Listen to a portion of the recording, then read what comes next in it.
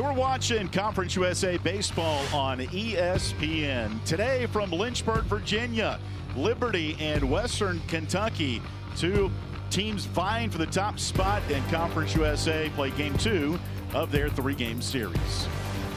And with that, we welcome you up in the booth here at Liberty Baseball Stadium. He's Brent Jenkins. I'm Alan York. Western Kentucky coming away with a 6-2 win in Game 1 last night. Brent, what impressed you about the Hilltoppers' approach against the Flames on Friday? Yeah, Western Kentucky looked the part. Sprayed the ball over the field and really made Liberty pitching work. And then were solid enough defensively, and then pitched well as well, and looked as advertised. Let's take a look at our impact players brought to you by Foster's Fuels. We'll start with the Western Kentucky left fielder Carlos Vasquez. Yeah, Vasquez, obviously the leadoff hitter for the Hilltoppers, sets the table and had 3 hits last night. Really put pressure on the Flames defense all night long and had professional at bats all night. And you hear coaches say you're only as good as your defense up the middle. And for Liberty, they've got a great sophomore shortstop, Tanner Marsh. Yeah, saw it a little bit all from Marsh last night. Hit the ball, had a couple hits, also made a couple nice plays up the middle, and they challenged him on a couple double steals. But Liberty needs him to be on base and keep it moving once he's on. Liberty vying to even up the series at a game apiece. We've got the lineups and first pitch coming up from Lynchburg, Virginia, after this timeout on ESPN+. And we're back to Worthington Field, Liberty Baseball Stadium, the site today for Conference USA Baseball, Game 2 of our 3-game series with Liberty and Western Kentucky. Alongside Brent Jenkins, I'm Alan York, and there is right-hander Ben Blair, sophomore from Gretna, Virginia, 4-1 record, makes his 9th start. He has been impressive, and he makes his way from the bullpen mainly a year ago, Brent, to one of the weekend starters here in 2025. Yeah, Blair, served in that kind of stopper role last year, really coming in whenever the game was on the line and just transitioned to the ace this year for the Flames. ERA at 2.81, a little over 1 strikeout per inning, and really an anchor for the Flames and going out there looking to get 5 to 7 innings every time for Liberty. Blair will face the top hitting club in Conference USA in Western Kentucky. Their head coach Mark Reardon, as we look at their Jersey Mike's starting lineup, and there are not many holes in this lineup. Even look at the last 3 batters, Howard, Brown, and Holler. Holler hitting .288, had 4 hits last night. So Ben Blair's got to be on against a very potent Hilltopper offense. And we haven't even talked about Ryan Whiteman, who might be the best player in the league, arguably, and one of the best in the country, as he's on the Golden Spikes Award watch list. He'll bat third here today. Yeah, there's no easy spots, as Dylan Matheson found out last night. There's not a chance to catch a break with a guy like Holler that had 4 hits. Ben Blair was magnificent in his last start last Saturday against Middle Tennessee. Picked up a no decision, and the first pitch on the way. Call a ball downstairs at 4:05 Eastern. Temperature 56 degrees here in Lynchburg this afternoon. Thanks for tuning in on ESPN+. Glad to have you. Next pitch outside 2-0 to Vasquez. Redshirt junior from Brazil, transferred in from Wallace Dothan Community College. Had 3 hits in the Hilltoppers' 6-2 win last night to take the opener of this 3-gamer. A little something off speed that time from Blair, and the count goes to 2-1. Blair tied a career high with 7 innings against Middle Tennessee last Saturday. Also tied a career high with 11 strikeouts. Next pitch. Nips the inside corner, fights back to even the count at 2-2. Vasquez, second leading hitter on this ball club at 387. That's top 5 in Conference USA. Lines one foul to the right, and he stays alive 2-2. Ben Blair, #1 draft pick prospect in next year's draft, according to D1Baseball.com. He's added a cutter to his pitch mix. Fastball will top off about 96, 97. And the count remains 2-2 to Vasquez, who's riding a 7-game hitting streak entering today. 13 for his last 27, including 10 runs scored. Also has produced 15 multi-hit games for this Hilltopper club that bats .325. That leads the league and comes in 12th in the country. He's fought off a couple of 2-strike pitches and does it again. It's good teams like that, Brent. You see Vasquez, who was up in the count 2-0. Now it's 2-2. He's fouled off, I think, now 4 straight. Makes it very tough on opposing pitchers. Yeah, it gets the pitch count up early, and Blair reached back for that 96 already, trying to blow him away. Just needs that finishing pitch. 2-2 again. And Vasquez not making it easy on Ben Blair. Vasquez redshirted a year ago at Western Kentucky. Played 2 seasons at Wallace Dothan Community College. His slash line 430, 498, and 612. And Blair reached back for that one. Pumped that one in at 95 off the plate. And the count goes full to Vasquez at 3-2. Western Kentucky 29-5. Liberty 22-12. 3-2 pitch grounded early on the apron. The second baseman throws in time. A hard fought out for Ben Blair in this Flames defense.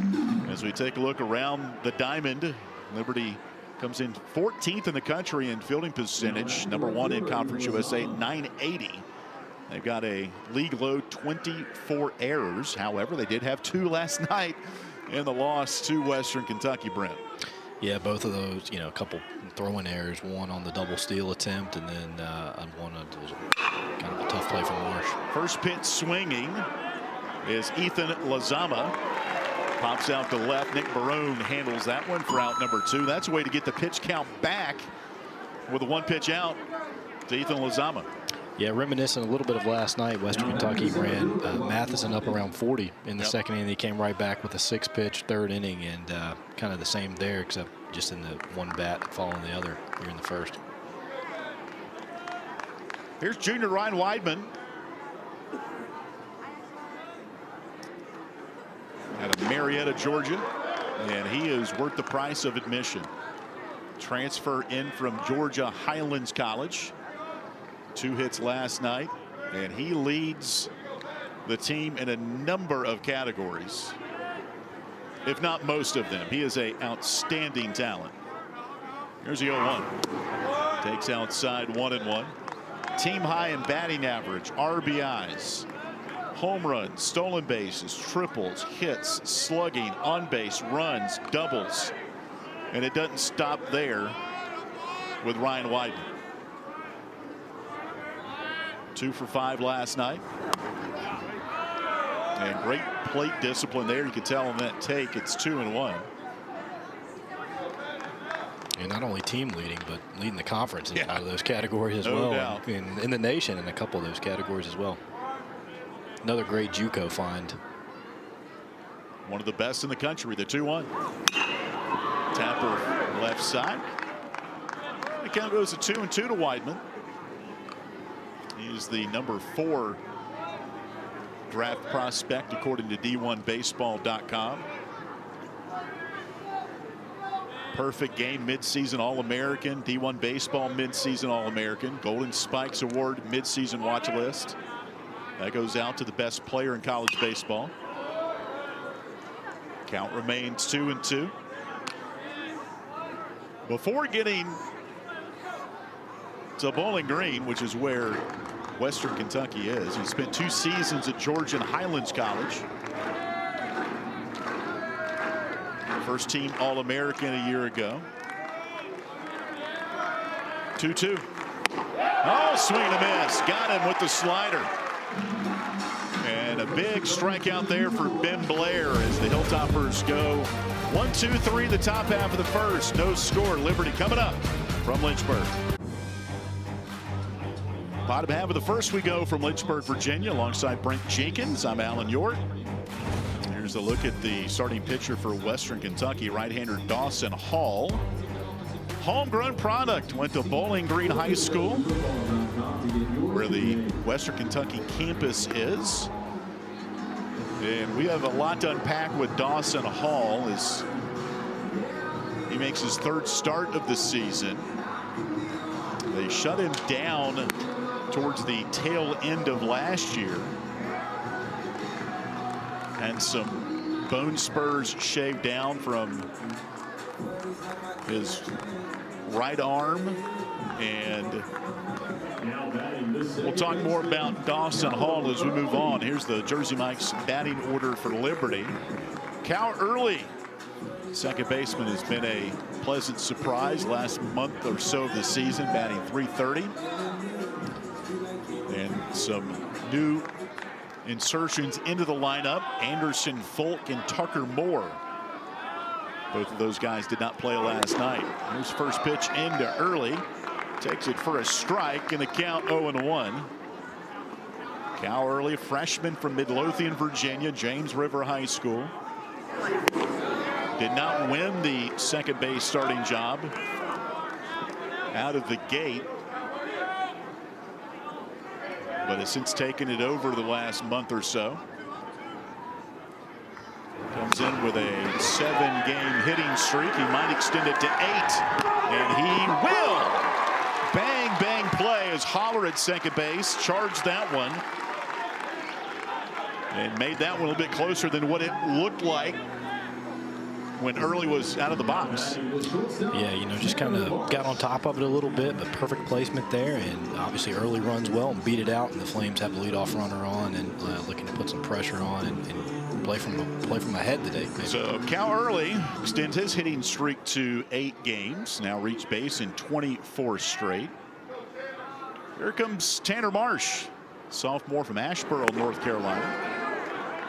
Tanner 2 for 5 last night, as he extended his hitting streak to a season high 12 straight. Average has gone from 244 up to 300 entering play today.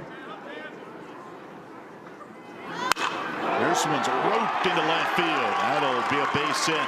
Vasquez picks it up off of the turf, and the first 2 on with a sharp single by Tanner Marsh, who's now hit in 13 straight.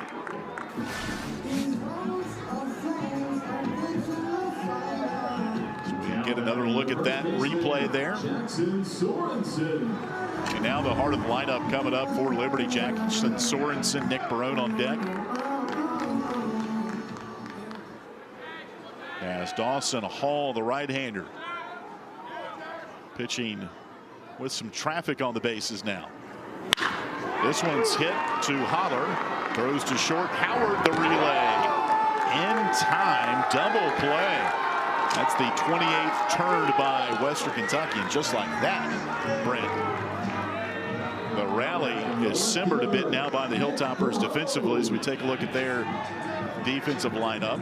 You know, talking to their head coach, Mark Reardon, he said there's one part of our day-to-day that I'd like to see improved would be his defense. Primarily, he said, on the right side of the diamond, but Holler made a good start on that double play there.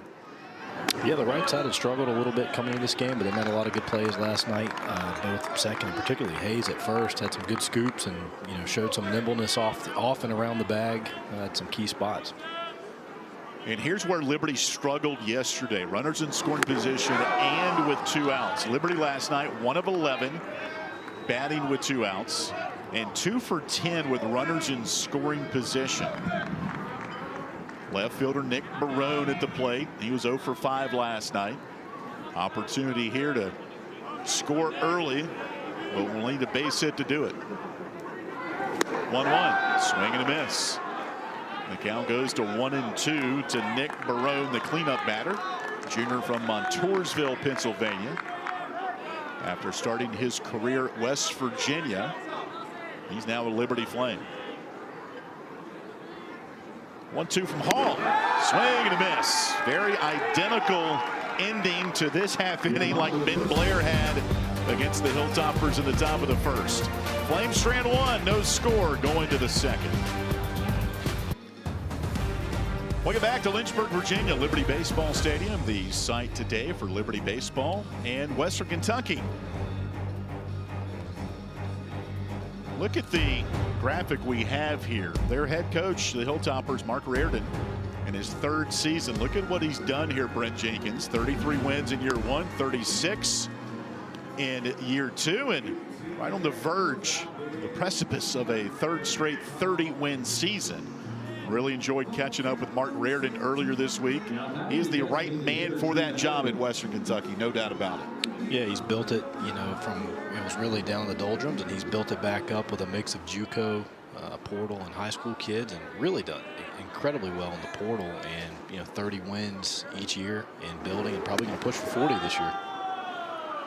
The same team that in year one he won 33 games with, it was the same team in 22 that won 18 games. And so he is a difference maker, that is for sure. And his first few years, they played a lot of small ball. But out of necessity, they didn't have the power-built lineup that they have recruited to here in year three. And he's played a lot of teams that he saw in his first year that they might have lost to, that here in 2025 they've competed with, they've beaten, and they've said, whoa, Mark, your team looks like one that is in it for the long haul here. You can tell up and down the lineup, they've just got some studs offensively and the best pitching staff arguably in the country. Yeah, you know, in Conference USA, most of the ballparks, the ball flies pretty well. Western Kentucky and Liberty, two of the more pitchers' parks, and they're just built into that park, right? And they weren't necessarily built that way before. Tapper to the right side by Drew Berrigan. It'll be picked up off the turf by Jackson Sorensen. He'll tag out Berrigan for out number one. 4 straight put down by right-hander Ben Blair. Great start from Blair. You know, really tough at bat with Vasquez first, but really kept the pitches down and finished Weidman at the first inning there, and he's kind of limiting his pitches and being efficient so far. Looking back at Ben Blair's last start a week ago, he took a perfect game into the 5th inning before Middle Tennessee scored a couple of runs, including a home run. First pitch swinging, saw pop up. Tough play by Sorensen as he and Ben Blair both approached that ball, and I'm not sure who called off one or the other, but that was tough play. Well, it looked like easy to catch, but at the same time, when it bounced, there was nobody there at first base. Yeah, as you mentioned, you know, that's all about communication, and just a tough kind of sawed off the bat there, but you know, no communication, didn't get to the bag, and left a single to get with a 1 out here. So Kahneman Ross on with an infield single, and the first pitch in to Kyle Hayes, the first baseman, for a strike. 0-1. Western Kentucky loves to run. They lead the conference in stolen bases with 84. They had 4 yesterday in the 6-2 win. Next pitch rifled into right field off the wall. Camden Schroyer picks it up off the turf. It'll be a double for Hayes. Ross cannot score on that one. And 2 on with 1 out now as we take a look at little double steal here. And a wide throw at home plate. This was last night. Part of Western Kentucky's 4 stolen bases and 6-2 win. How did the Flames play that play there that we just saw there, Brent? What would you have liked to see different, you think? Yeah, you know, you got to get an out there. And a couple different times that happened. Ground ball to Sorensen at first. Comes home. Tag applied. And in time, as Tucker Moore applies the tag, saving a run, and we're still scoreless. Nice play there by Jackson Sorensen and Tucker Moore. Yeah, nice pick. You know, the key there beyond catching is just to be decisive, and he knew exactly where he was going with the ball as soon as he caught it and recorded the out. Very similar. We'll talk about last night. You got to get it out. Jackson Sorensen had to get it out there somewhere and throws home with it to keep the game scoreless. Yeah, and we've got that same scenario here with 1st and 3rd again. I wouldn't be surprised if Western Kentucky tried to put Liberty in that same scenario again today here to kind of put Martian early in a position to make a decision where they're going to go with it. So runners on the corners now with 2 outs for Henry Brown, the 3rd baseman, redshirt junior from Evansville, Indiana, transferred in from Indiana State. And if you take a look at that mustache, I'm not sure what he's calling it. I know last night you called it Raleigh fingers. I'm sure he's got a name for it, but that is majestic for Henry Brown. Top now match. Western Kentucky calling for a balk, and they're going to get a balk called. I'm not sure if that if that was going to be called, but it was a very delayed call by the umpiring crew. Yeah, you know, you had to be on alert there. Again, they're trying to create offense at the bottom of the lineup. Even as good as their lineup is, you're still trying to manufacture a run there, and they, you know, runner on first kind of dancing and, you know, cost another error from the Flames there. So take a look here at the replay.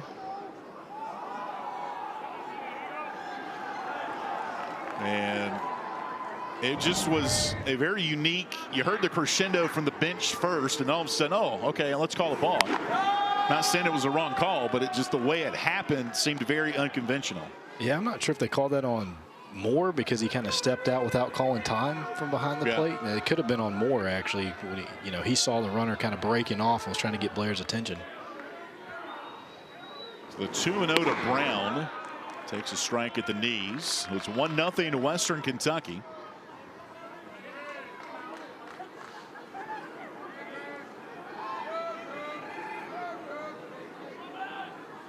And we'll get the official scoring on that play here.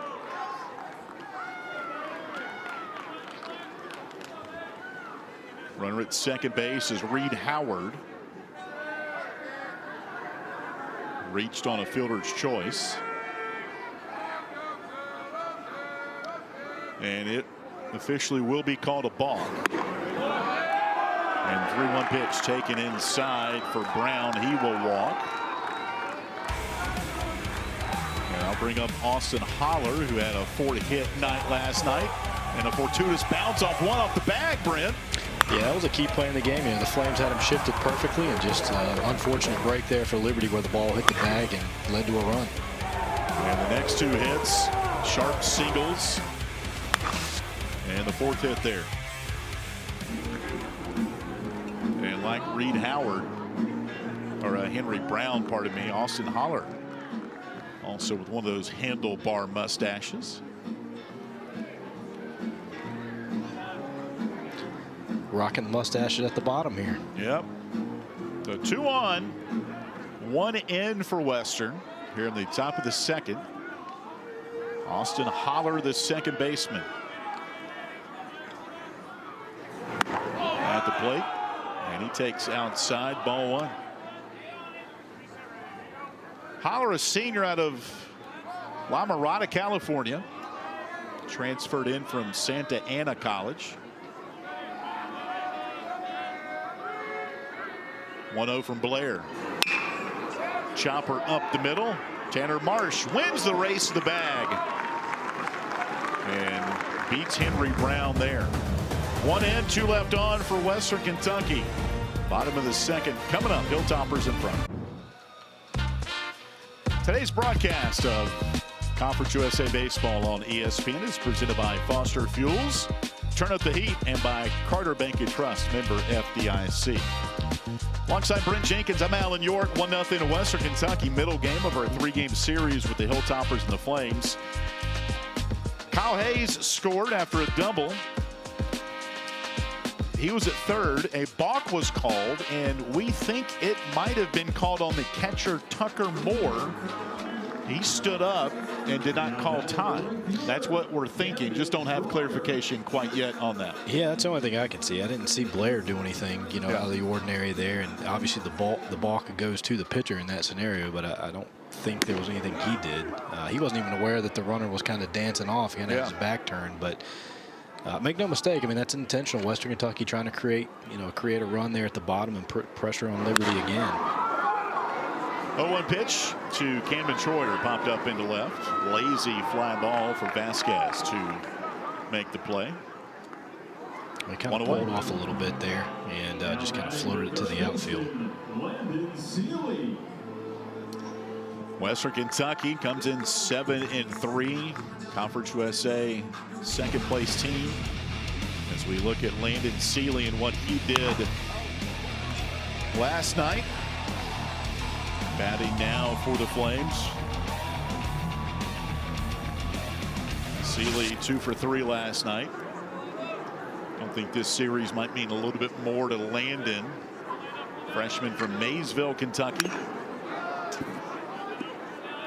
Mason County High School.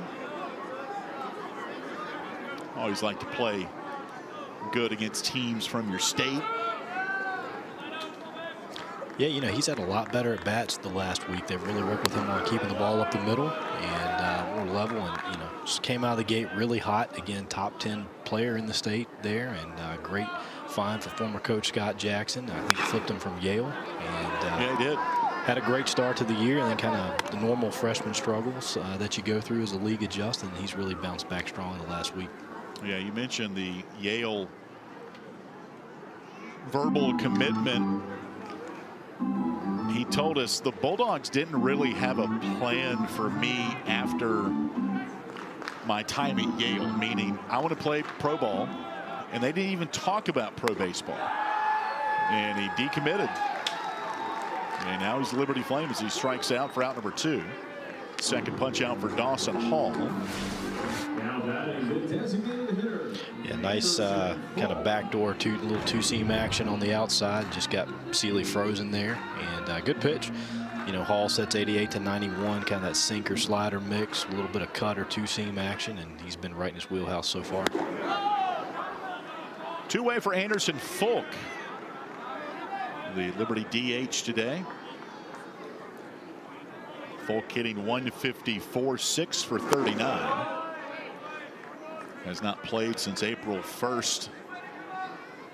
Ball game at Charlotte. That was the game where the bank of lights went out behind the visiting dugout.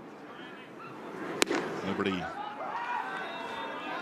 and the 49ers had to withstand a 1 hour 15-minute lighting delay. That comes off the heels of a Jacksonville State series where they had a game forfeited due to a player left off the traveling roster for the weekend that Jacksonville State caught, and unfortunately Liberty had to forfeit game 1 of their doubleheader on Saturday. That was 2 weeks ago, but Liberty rebounded to sweep Middle Tennessee, so that's in the rearview mirror. Yeah, that was one of the more unusual weeks you'll see in college baseball, and, you know, credit to Liberty. They've had a couple tough breaks like that this year where it looks like they may start to tailspin and then bounce back and get a big sweep.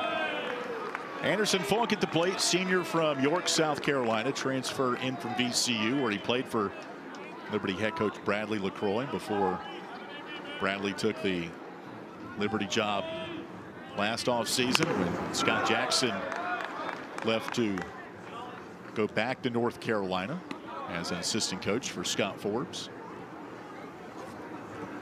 Yeah, Folk's a nice left-handed piece. You know, I know Coach LaCroix felt like he's one of the better players at VCU for him last year, and was hitting around 290 with 4 homers before he went down with an injury to end the season. And add some left-handed pop, and, you know, Liberty's still looking for some pop and some offense here at the bottom of the lineup, kind of matching up a little bit today.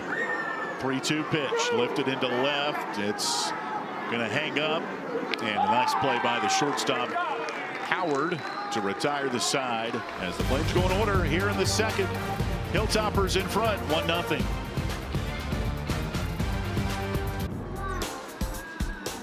Welcome back to Lynchburg, Virginia. Western Kentucky Liberty playing game 2 of their 3-game series. Game 1 last night, Western Kentucky won 6-2. They went up early with a 3-run second. Could have been a lot more for both teams, Brent Jenkins, as a combined 23 runners left on base, including 12 by the Flames. Yeah, you know, a unique night, 22 hits, just 1 extra base hit, so station-to-station baseball. You know, the Hilltoppers especially showed a great approach, kind of backside, really just taking what Liberty gave them, and lots of runners left on side, you know, on base on both sides. Western Kentucky comes in 25th in the country. Both teams have really good RPIs.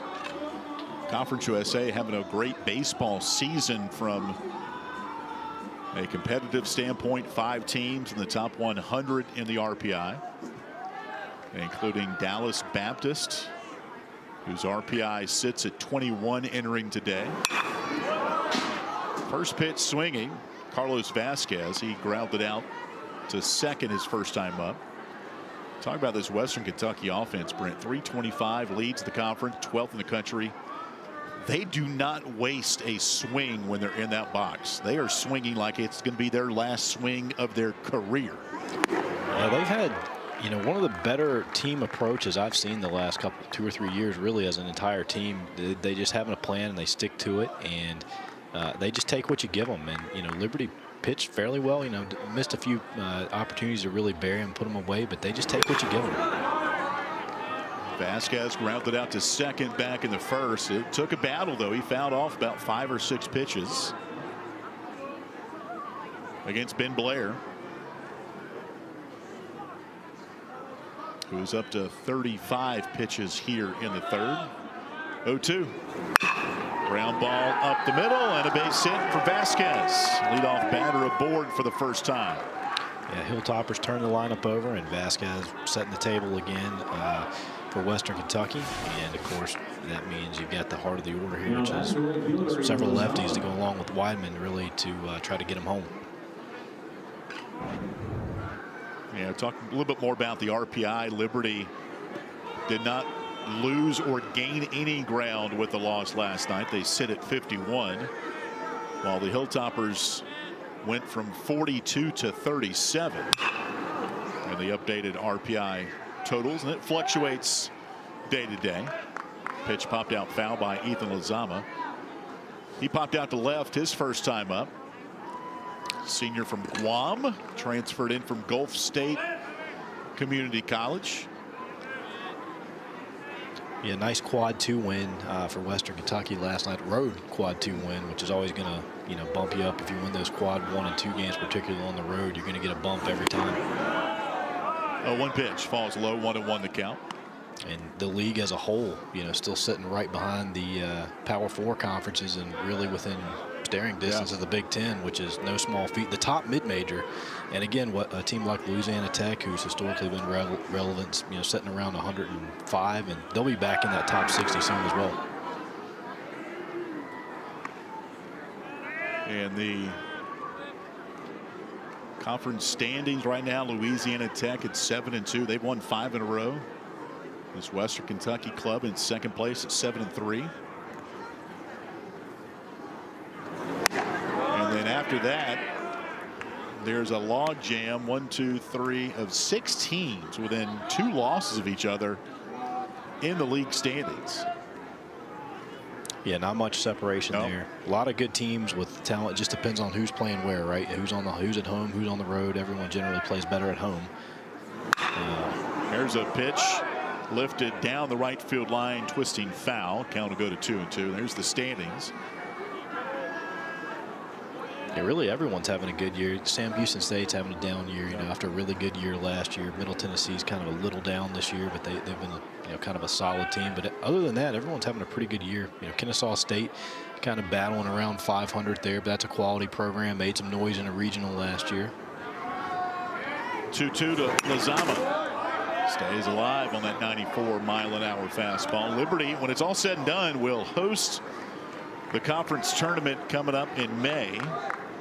First time since 2013 Liberty has hosted a conference tournament. Liberty won the Big South that year.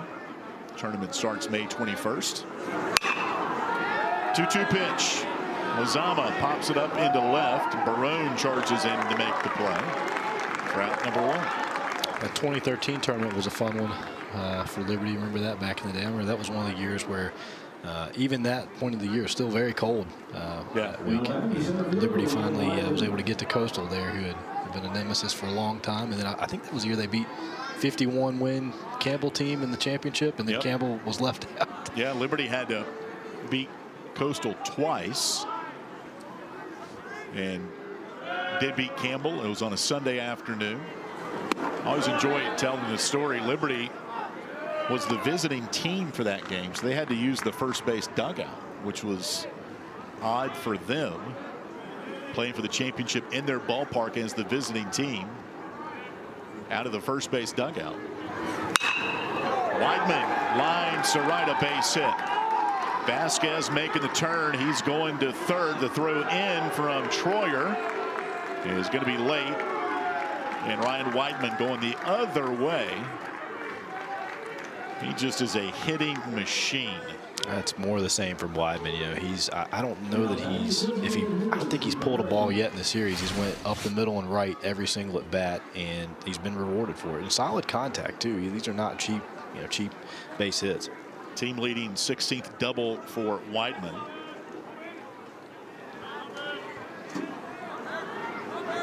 So now 2 in scoring possession for Drew Berrigan. Lines that one foul off to the right. 0-1 to count. Ben Blair coming off one of his better starts of the year last Saturday. No decision against Middle Tennessee. Tied his career high with 7 innings pitched. 0-2 the count. Now to Berrigan. And Berrigan kind of behind on those fastballs, 93 and 95 here, and Liberty, he's looking for that put away pitch here. 0-2. Struck out Weidman back in the first on a slider. Also has good changeup. 0-2. And there's that slider again at 86. That's the exact same pitch he struck out Ryan Weidman out in the first. 2 outs. Beautiful pitch. I mean, it starts down the middle and just extends just outside the range of the bat there for the strikeout that gets you into 2 outs and takes it out of the sac fly opportunity for Western Kentucky now. That is the second strikeout for Ben Blair, who's from Gretna, Virginia, about 40 minutes or so south on Highway 29 south of Lynchburg. Prepped at LCA. And first pitch into Camden Ross, who reached on an infield single his first time up. 1-0 the count. Yeah, Ross, another one of those guys that was on the draft radar, coming into the year as a catcher for Western Kentucky, and really the league as a whole has a lot of tremendous catchers the last couple of years. Count goes to 1-1. Ross, a junior from Broomfield, Colorado. Number 7 draft prospect, according to D1Baseball.com. Showed a really good approach last night, some pull power, but again, not afraid to go up the middle and away. 1-1 takes upstairs. 2-1. Ross has hit 4 of his last 5 ball games. That coming after an 0 for 13 slump. Went about a 3-week stretch where Mark Reardon, the head coach, says he didn't get much love from me during that slump. Slices through that slider. 2-2. Had a great start to the year. Was hitting .400 through his first 16 games before that slump, but has rebounded in the last week or so.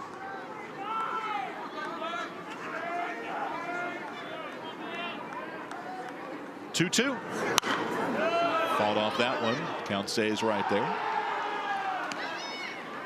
Western Kentucky had a validating series win at number 17 Dallas Baptist last weekend.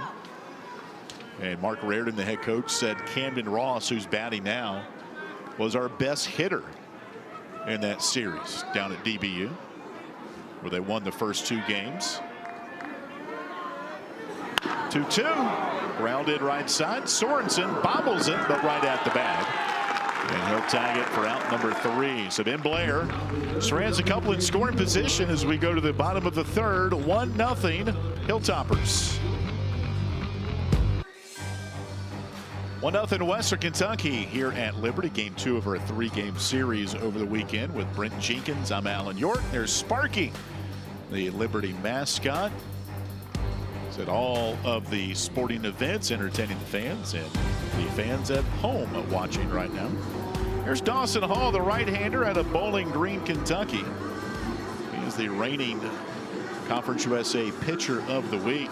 Talked about that Dallas Baptist series. Got his 2nd start of the season. Won a season-high 6 innings last Saturday. And a season-high 71 pitches. 57 of them went for strikes. This is a pitcher, Brent Jenkins, that was shut down the end of last year. This goes back to when he was 14. First pitch swinging to Tucker Moore. Tough play coming in is Weidman, and he makes the catch. If you notice the delivery for Dawson Hall, it's very unique. He's not really able to extend his right elbow fully. And when he was 14, he went through a growth plate avulsion, growth plate fracture, and it occurs when a ligament or tendon pulls a piece of bone away from the growth plate, the area where bones lengthen in children and adolescents. And sometimes it happens with fast arm movement like pitchers go through, obviously. It healed on its own, but started to have some discomfort a year ago and had some bone spurs shaved down. Was able to talk to Dawson's dad, Dwayne, earlier today, who is the director of strength and conditioning at Western Kentucky. He is the strength coach for the baseball team and was breaking down what happened to Dawson Hall as he strikes out Michael Robertson for out number 2. Third strikeout for Dawson Hall. What do you think about this pitch? Yeah, he's got a little bit of a unique delivery there, but he's moved back into the rotation after the injury there, and really kind of gives him some extension with that kind of unique and a little bit extra movement with the ability to do that. And so again, extension, getting it, the ball gets on the hitter a little quicker, makes it a little more uncomfortable, and then obviously he's got that sink on it, which induces a lot of ground balls. So if those tuning in want to learn more about growth plate avulsion, go ahead and Google that. I appreciate Dawson's dad, Dwayne, for chatting with us earlier today. That's a unique injury. Yeah. And if I miss anything, Dwayne, feel free to text me. We texted a little bit earlier this morning, but hopefully we did it justice. But on top of it, I mean, Dawson Hall, you look at his career so far, he's 15-4, all-conference pitcher the last 2 years. Career high 7 wins as a freshman when he had a team best 7-4 record, 1.69 ERA last year. That was the best the program has had since 1981, 6th best in Western Kentucky history. And he plans to pursue a career in physical therapy after college, which makes sense going through some of the things with his right elbow, as he strikes out Cal early and rolls through the third. 4 strikeouts for Dawson Hall. We'll catch up with Western head coach Mark Reardon coming up after this. Welcome back to Lynchburg, Virginia. Western Kentucky leads Liberty 1-0. Alan York alongside Brent Jenkins. We're now going to go to the Western Kentucky dugout and catch up with Mark Reardon. Coach, I've had a couple conversations with you. You're very quick and witty on your toes. You're keeping me on my toes, so I appreciate you for that. Dawson Hall, 4 strikeouts. What have you enjoyed about your right-hander here today?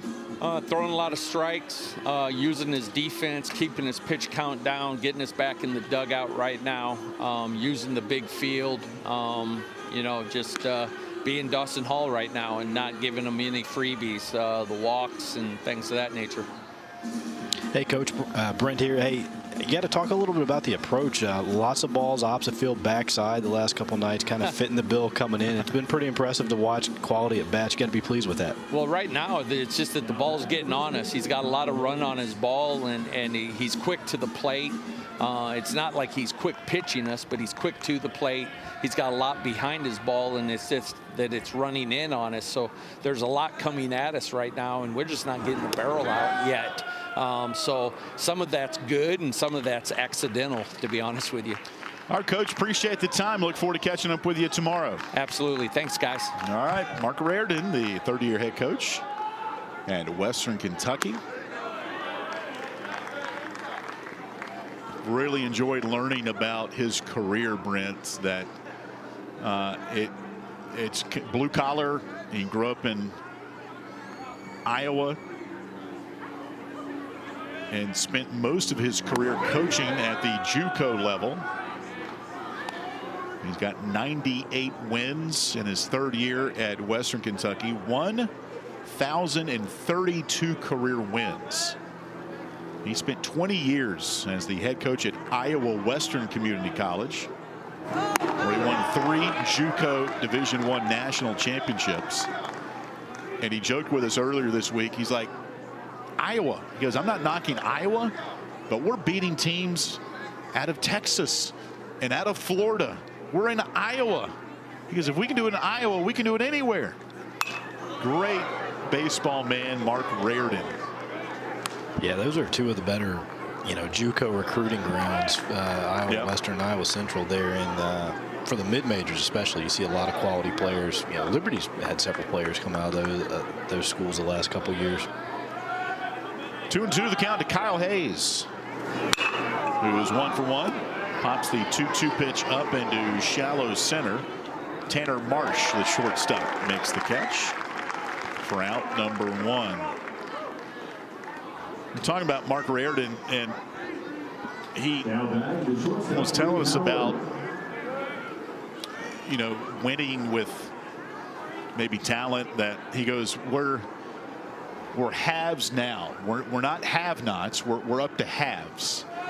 And he said when we got to campus at Western Kentucky, there's a facility crew there to help with the field. He goes, my team, my coaches were out there picking up trash, doing what we needed to do. And it kind of caught the facility group by surprise at Western Kentucky, like, hey, that's our job. And he's like, no. We're blue collar. We're going to help you put the tarp on the field or do what have you. And it really just infiltrates the team. And I mean, Liberty's the same way. They've got great kids and really good baseball players, and very competitive game yesterday that Western won 6-2. 0-2 the count to Reed Howard. Reached on a fielder's choice back in the second. 0-2 pitch, slides up high, 1-2. Yeah, you pick up on that humbleness. Yeah, kind of film him, and it just and that you really kind of feel that, and like you said, kind of infiltrate into the team. And of course, connections, being in the JUCO world that long, I'm sure he's got a ton of JUCO connections. That makes sense why he's able to pick up on a lot of these studs from the JUCO level that maybe aren't a little bit overlooked. Not to say they don't have any offers or highly rated, but a little, he's able to find those guys and then develop them. It's such a, finding them is just the first part. Developing is the second part, and they've done a great job with developing some of those guys that they weren't necessarily on the top 25 in the JUCO, all of them, but really turned them into cornerstone pieces for a team that's probably going to win 40 games. Yeah, Mark Reardon said, I was very happy at Iowa Western. Passed up on a couple of opportunities to move up in his career. And then said he got a call from Todd Stewart, the Western Kentucky athletics director, and they hit it off right away as Reed Howard walks. And he has improved the win total each year. He's been at Western Kentucky now in his 3rd season. Got some great renovations happening right now at their ballpark back at WKU. Also Liberty down the left field line here.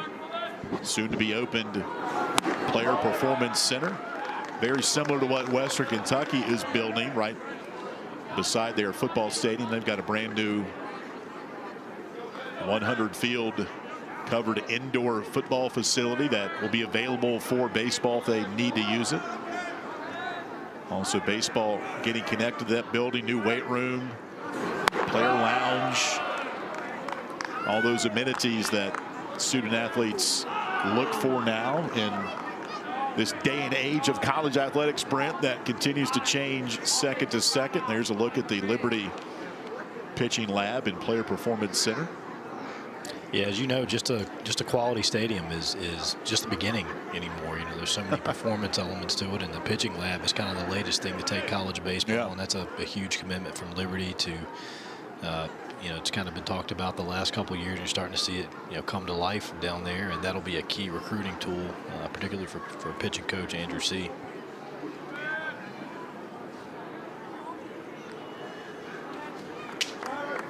One to count to Henry Brown. Walked his first time up. One away, one on for Western Kentucky, who leads it 1-0 in the fourth. An unconventional run scored in the second after Camden Ross reached on an infield single. Kyle Hayes doubled Ross to third. And then Kyle Hayes advanced to third on a fielder's choice as Camden Ross was thrown out first to home. Hayes was on third, and the next batter, Henry Brown, came up, and a balk was called as Kyle Hayes came plateward with the only run of the game so far. 1-2 the count to Henry Brown.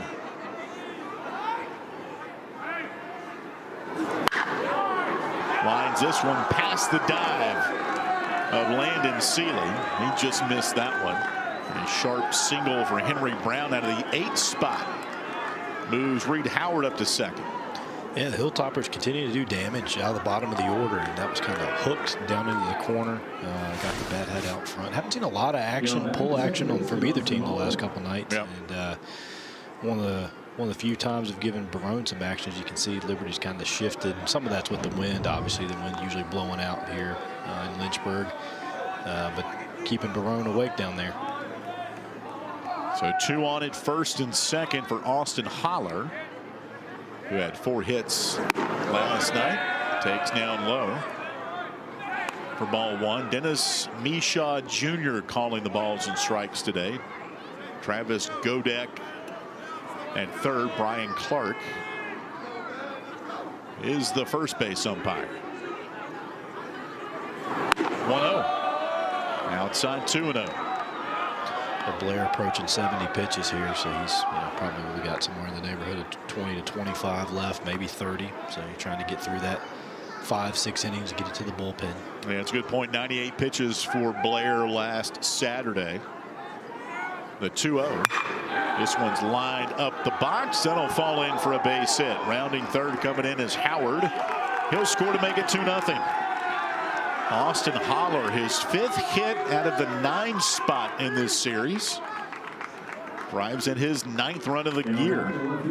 Yeah, Holler just wearing out the Flames last night, tonight. As you said, Allen 5 hits out of the 9 hole, and just, again, not trying to do too much, just going out there and taking it from the out, where it's on the outer corner, and kind of flipping it into the outfield and keeping that pressure on Liberty and Blair. Liberty pitching coach Andrew C. out to chat with Ben Blair right now. Blair has gone 90+ pitches in 7 of his 8 starts. The only time he didn't was a spot start last Tuesday at Charlotte. Remember, he was the pitcher Saturday that was left off the roster at Jacksonville State. So he threw 1 pitch. Ball game over. Liberty lost by forfeit 9-0.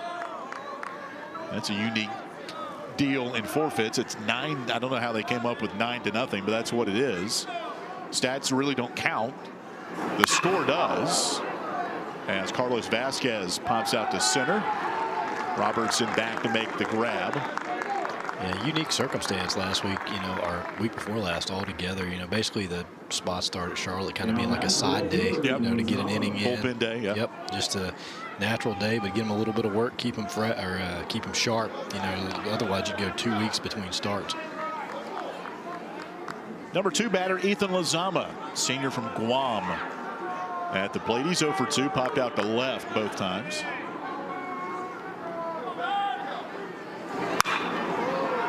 Out underneath that one again into shallow right. Troyer on the move in, calls everybody off and says, I got it, boys, to retire the side. 1 in, 2-0 Hilltoppers. Will catch up with Liberty head coach Bradley LaCroix when we come back. Home half of the fourth, we go here from Lynchburg, Virginia, alongside Brent Jenkins. I'm Alan York. Western Kentucky leads Liberty 2-0, game 2 of our 3-game weekend series here in Lynchburg.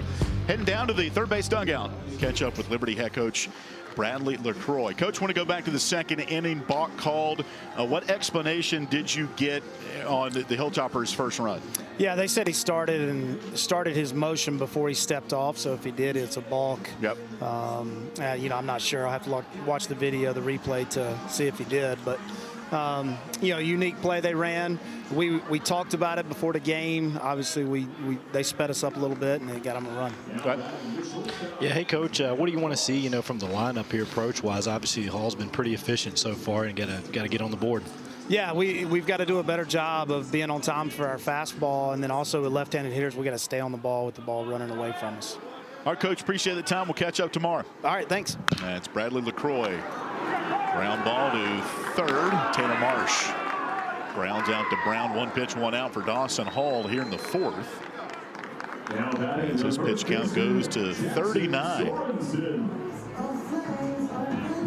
Interesting on the balk there. Did not see that. So Yeah. have to maybe look back at that again. Didn't either. But appreciate Coach LaCroix and Coach Reardon for taking a few minutes to join us here on the telecast. First pitch into Jackson Sorensen. Taken outside for a ball. Hall's super efficient so far. You know, 12 pitches an inning. That's even below the norm there. That's going to go a long way in the game and really shorten the game to get into those two relievers for Western Kentucky. 2-0 to Sorensen. Takes on the corner inside, 2-1. Sorensen Jr. from Idaho Falls, Idaho, Iowa Western Community College.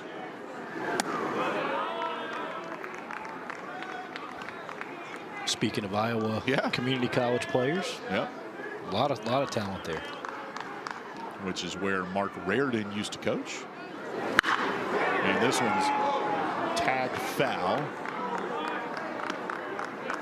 Count goes to 3-2 to Jackson Sorensen, who's been arguably the most consistent hitter for Liberty this season. Back-to-back games without a hit, just 1 time this year. Team high 10 home runs for Sorensen, 3 of which came a couple of weeks ago against New Mexico State. Had a walk-off home run against the Aggies in that series, and reaches on a 1-out walk here in the fourth. Yeah, nice AB there from Jackson. Really, you know, working some pitches, which Liberty's not been able to do, and then getting a base runner and maybe try to mix things up a little bit. You know, Hall's been out of the windup for the most part after those first 2 batters, and try to get him out of the stretch a little bit and see if they can get him uncomfortable. 1 away, 1 on for Nick Barone, transfer from West Virginia. Back in the lineup after a sore hamstring. Ground ball to third. Brown, the pivot to second, dropped. Oh man, they're calling that on the exchange. I'm not sure about that. Yeah, I'm not sure he kept that completely to be calling it out, but that's just my opinion. But it's going to be out number 2. Yeah, that's a really close play there on the calling on the transfer, but it didn't. Let's take a look at it here. Well, you slow it down. Yeah, kind of drops. Real time, it looked a little bit different, but it's out 2. Sorensen out on the fielder's choice, 5-4. Got a little better angle there than what we saw. So here comes Camden Troyer with 1 on and 2 away now. That was a nice turn by Henry Brown at third to start that assumed double play, but in scoring you can't assume it. Count 1-1 to Troyer. Popped out to left his first time up.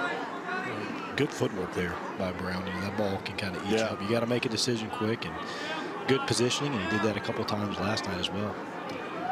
Troyer had a 4-game hitting streak ended last night.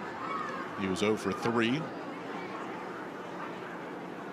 With a run scored. And that 1-1 pitch hit a shoe tie. So 2 on now with 2 outs. The third baseman, Landon Seeley. Second time Liberty has had 2 on here in this game. They also had it back in the first. And they've just not been able to cash in with runners in scoring position. 2 for 10 last night, Brent. And today,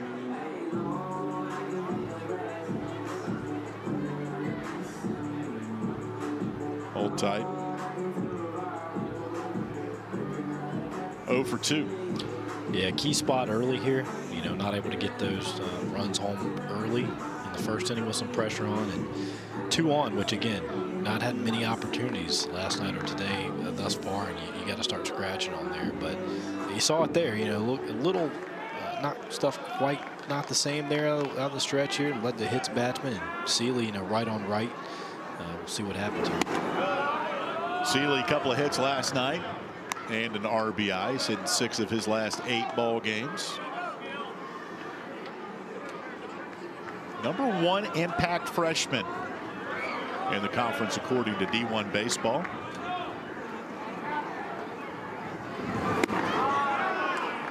One and 1 the count. Nice off-speed pitch there. Got him out front. And you talk to Seeley. He doesn't talk like a freshman. Very mature for a first-year player. Has a good approach and lines right center field. That'll get by Lizama. Into score Barone. Troyer getting the windmill. Throw will be not in time. 2-run, 2-out double for Landon Seeley. And he ties the game up here in the 4th. Yeah, nice piece of hitting there from Seeley. Really, you know, kind of Lizama kind of came in on it and then back, and then once at that point it was over his head, and 2-run double there for Seeley, who's driven in 3 or 4 runs for Liberty on the weekend now.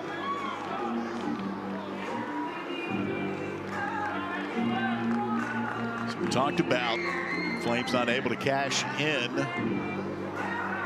Maybe that'll become contagious for the Flames here. As Seeley with those 2 RBIs. Now up to 25, or check that, 26 on the season. Anderson Fulk popped out to short his last time up. Good off-speed offering there from Hall. Count goes to 1-1. It'll be interesting to see if that'll, you know, kind of create some momentum or a spark for Liberty a little bit. You know, sometimes you're struggling, need that one big hit, and then that kind of changes things a little bit. And obviously, good, you know, good matchup here for Falk against Hall. Pitch down low, and Seeley will move up as Ross couldn't find it on the turf. So Seeley moves up 90 feet on the wild pitch. Flames have tied the game at 2 here in the 4th. Kind of spiked that one. Not much Ross could do there. Just trying to keep it in front of him and deflected it. Got most of it, but just enough that Seeley's able to get into 3rd now, and which can come in big with another pitch in the dirt. 1-2 to Fulk. Fouls that one right off the catcher Ross.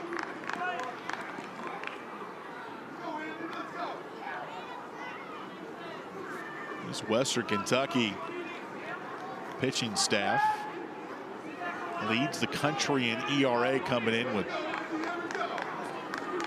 a sub-3 ERA, 2.65. Best batting average against at 221. And the 1-2 swung on and missed by Fulk. Strikeout number 5 for Dawson Hall, but he gives up 2 runs. Leaves 1. We're tied at 2. Top of the 5th coming up. Tie game at 2 here in the top of the 5th we go with Brent Jenkins. I'm Alan York, our outstanding crew today from Liberty University. Here's a look at our 2 pitchers here today. Dawson Hall starting for Western Kentucky. Ben Blair for the Flames. Both pitchers scattering some hits. You look at the pitch count, though. That's the big difference in the chart here, at least in my estimation, Brent. Yeah, you know, Blair a little bit elevated there, but kind of bounced back a little bit in the last inning there to get out of it. And Hall, you know, had been like at 12 pitch per innings until the last inning. Again, the Flames are able to get up there a little bit. But yeah, he's set up to go a little further than Blair at this point. You know, Blair needs a quick inning here if he wants to get through that 6th inning. Otherwise, it's probably going to be a 5-inning day for Ben. He's going to face the best hitter in the league, Ryan Weidman. He's 1 for 2, doubled into right field his last time up. Just reading some stories on Ryan Weidman, JUCO transfer. Western Kentucky head coach Mark Reardon has called him a half deer based on his long strides and ability to cover so much ground in the outfield. Ground ball right side. Sorensen makes the play. And 1 away here in the 5th. He's one of those guys, just everything he does looks smooth, even in a ground out. Just looks smooth and silky smooth in control. So 1 away for Drew Berrigan, who's 0 for 2. Junior from Tribuca Cannon, California. Transfer from Embry-Riddle Aeronautical out in Arizona. NAIA school, where he hit a career .366, 26 home runs, 135 RBIs. He was an All-American at that level last year. And hit .313 in the Northwoods League. And a lot of credit to this lineup goes to Rob Fournier, the third base coach for Western Kentucky, who came with Mark Reardon from Iowa Western. There's a look at Coach Fournier.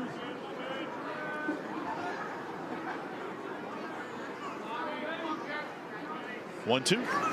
Swing and a miss. Good backdoor slide that time by Ben Blair. Actually, it might not be. That was at 94. That was some sort of fastball, a little run on it.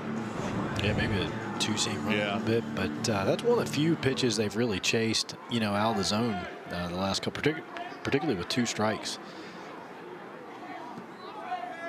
2-way for Camden Ross, junior from Broomfield, Colorado. Ground ball foul up the third base side. I'd like to call Ross maybe a unicorn. He is a 3rd-year true junior with this program, which is very rare in today's college baseball. Number 7 draft prospect in Conference USA. This one's lifted into left. Will not carry, though. Nick Barone camps under it, makes the grab. And for the first time since the 1st, Hilltoppers go in order. We're tied at 2 halfway home. Dawson Hall, starting pitcher for Western Kentucky today. Bryn Jenkins, 5 punch outs. What have you seen from the right-hander? Yeah, you know, he's been around the zone, but not in the middle, and it's kind of unique arm action. It's kept Liberty off balance for the better part of the game until the last inning, and then good finishing pitches there with 2 strikes to get those 5 strikeouts. When I watch Dawson Hall pitch, I'm going to date myself here. Go back to the early mid-'80s Atlanta Braves. Rick Mailer, he wore number 42. Had a very similar, not leg kick on the delivery, but just the way the follow through with the right arm. Slightly before my time. So Google Rick Mailer. He's since passed away, but he was a great pitcher for the Atlanta Braves back in the 80s. Just my 2 cents on it. Yeah, well, you know, that arm angle creates some natural movement on it that's kind of tough to, and it's a little bit tough to pick up, kind of curls the ball a little bit. So you can see why it's tough to pick up. Tucker Moore at the plate. Transfer from Missouri,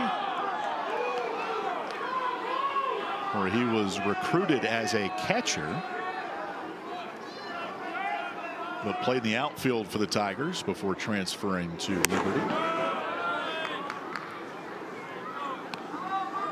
2 for his last 19.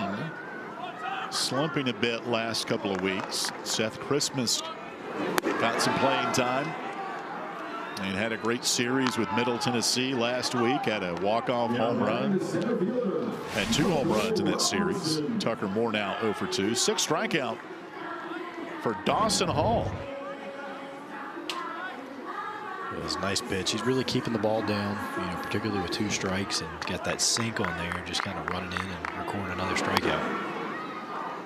You start stacking them up here. You start looking at the game notes.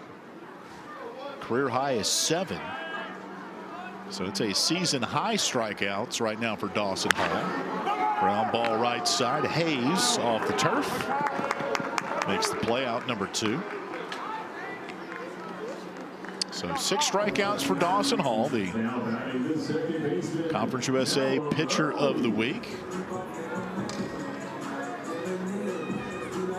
Started his season out of the bullpen, coming off of elbow surgery. Not Tommy John, but had some bone spurs shaved down.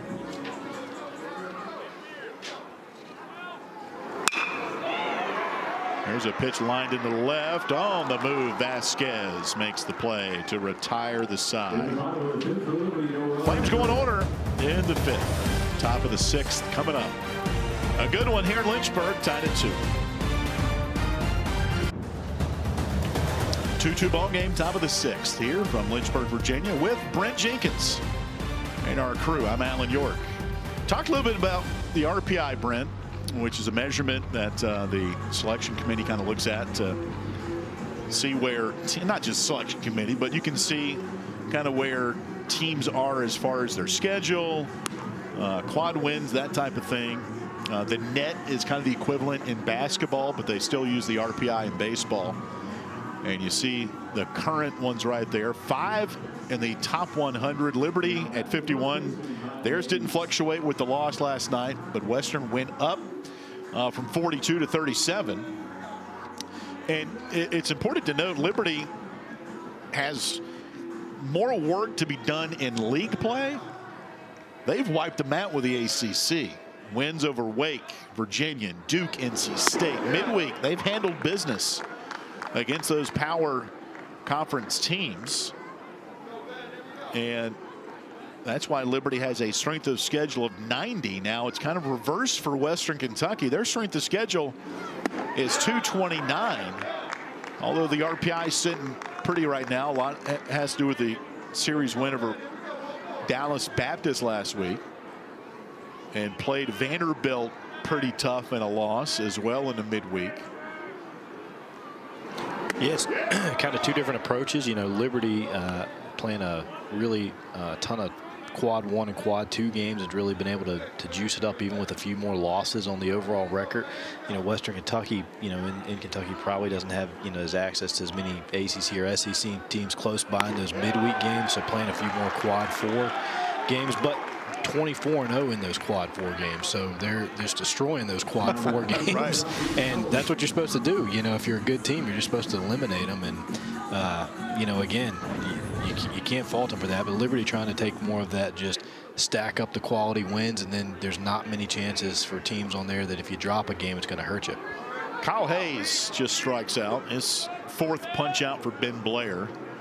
You look at both these teams, I do think they're both worthy of being included in the NCAA regionals as Reed Howard flies out to center.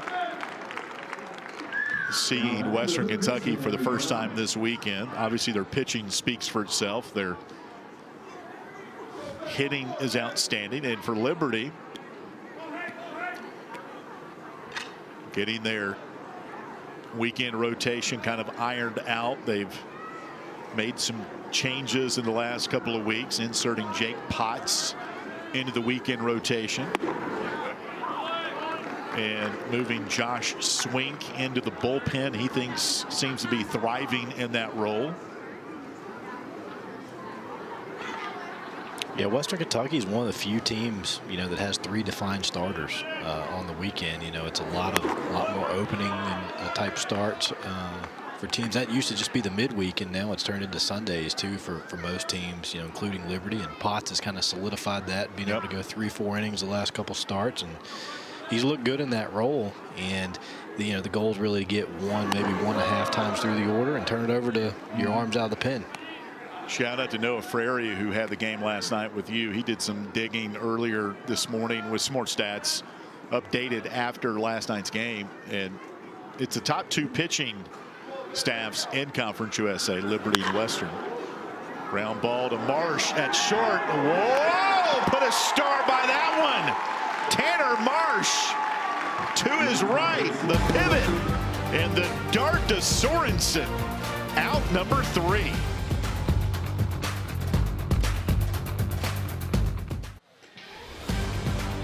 Tanner Marsh, sophomore shortstop, will lead off for Liberty in the bottom half of the 6th. Here's what happened in the end of the top of the 6th. Look at this throw from Marsh. Brent, what a play. Yeah, Marsh showing range to both sides, glove side and arm side last night and today, and then really 2 steps deep in the outfield there, and then getting the arm, showing the arm strength there as well, and really getting the runner by 2 steps. Incredible play. New pitcher in for Western Kentucky, Zach Lyles. 6'2", 220-pounder out of Fairmont, Georgia. Or Fairmount, Georgia. His mom and dad are probably scratching their head right now that I mispronounced the hometown. That's a new place in Georgia. Fairmount, Georgia. Good numbers for the lefty Lyles. 24 strikeouts and 20 in the 3rd innings. That's one of the typical stat lines you look to see, the comparison. Low walks.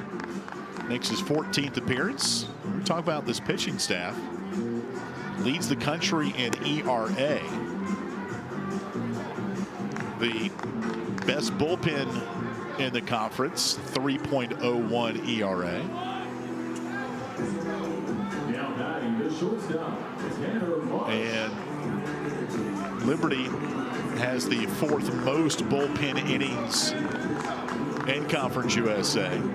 Western Kentucky is not in the top 4 with innings pitched by the bullpen, which goes to show you the strength of their pitching starting rotation, which combined before this weekend had the best starting ERA for a weekend rotation in college baseball. Go chew on that for a minute. Western Kentucky, they have been dynamite. And now, but Liberty gets the bullpen, and you brought up a good point yesterday, Brent, that their key first guy out of the bullpen, Lucas Hartman, went 3 2/3 last night, so we won't see him today. And maybe that will open things up for Liberty here in the middle stages. Yeah, they're 2 bridge guys, they can give them some length. Hartman obviously expended him last night to get the win, and then Lyles kind of the left-handed side of that today. And no surprise coming in this inning with Sorensen and Troyer out, probably to try to match them up a little bit here later and see if they can get a couple innings out of them to get to their end of the game guys. 1-2 pitch popped up into right. Moving over to the line is Lazama, makes the catch, 1 away. Final line on Dawson Hall, the right-handed starter for Western Kentucky. 5 innings, 3 hits, a couple of earned runs, 6 strikeouts as a season high, and 1 walk. 63 pitches, 45 strikes. So Dawson Hall leaves with a no decision in this 2-2 game. Jackson Sorensen, he's got some pop, hitting with 1 out. Just missed outside, 1-1. Nice start from Hall. Probably trying to be a little careful with him still, not run the pitch count up there. Some of the injury coming back, and get 5 good innings out of it and then turn it over to the pen. That's what you can do when you have quality arms out of the pen that you have confidence in. You can pull them a little too early rather than a little too late. 1-2 the count to Sorensen, who lists Matt Kemp, former LA Dodger, as his favorite athlete growing up. 1-2. Oh, change of pace. And that strikeout for Sorensen, out number 2. It was a really good wipeout pitch there. That got him off balance and out front. And again, you can see why they wanted to get him in this inning.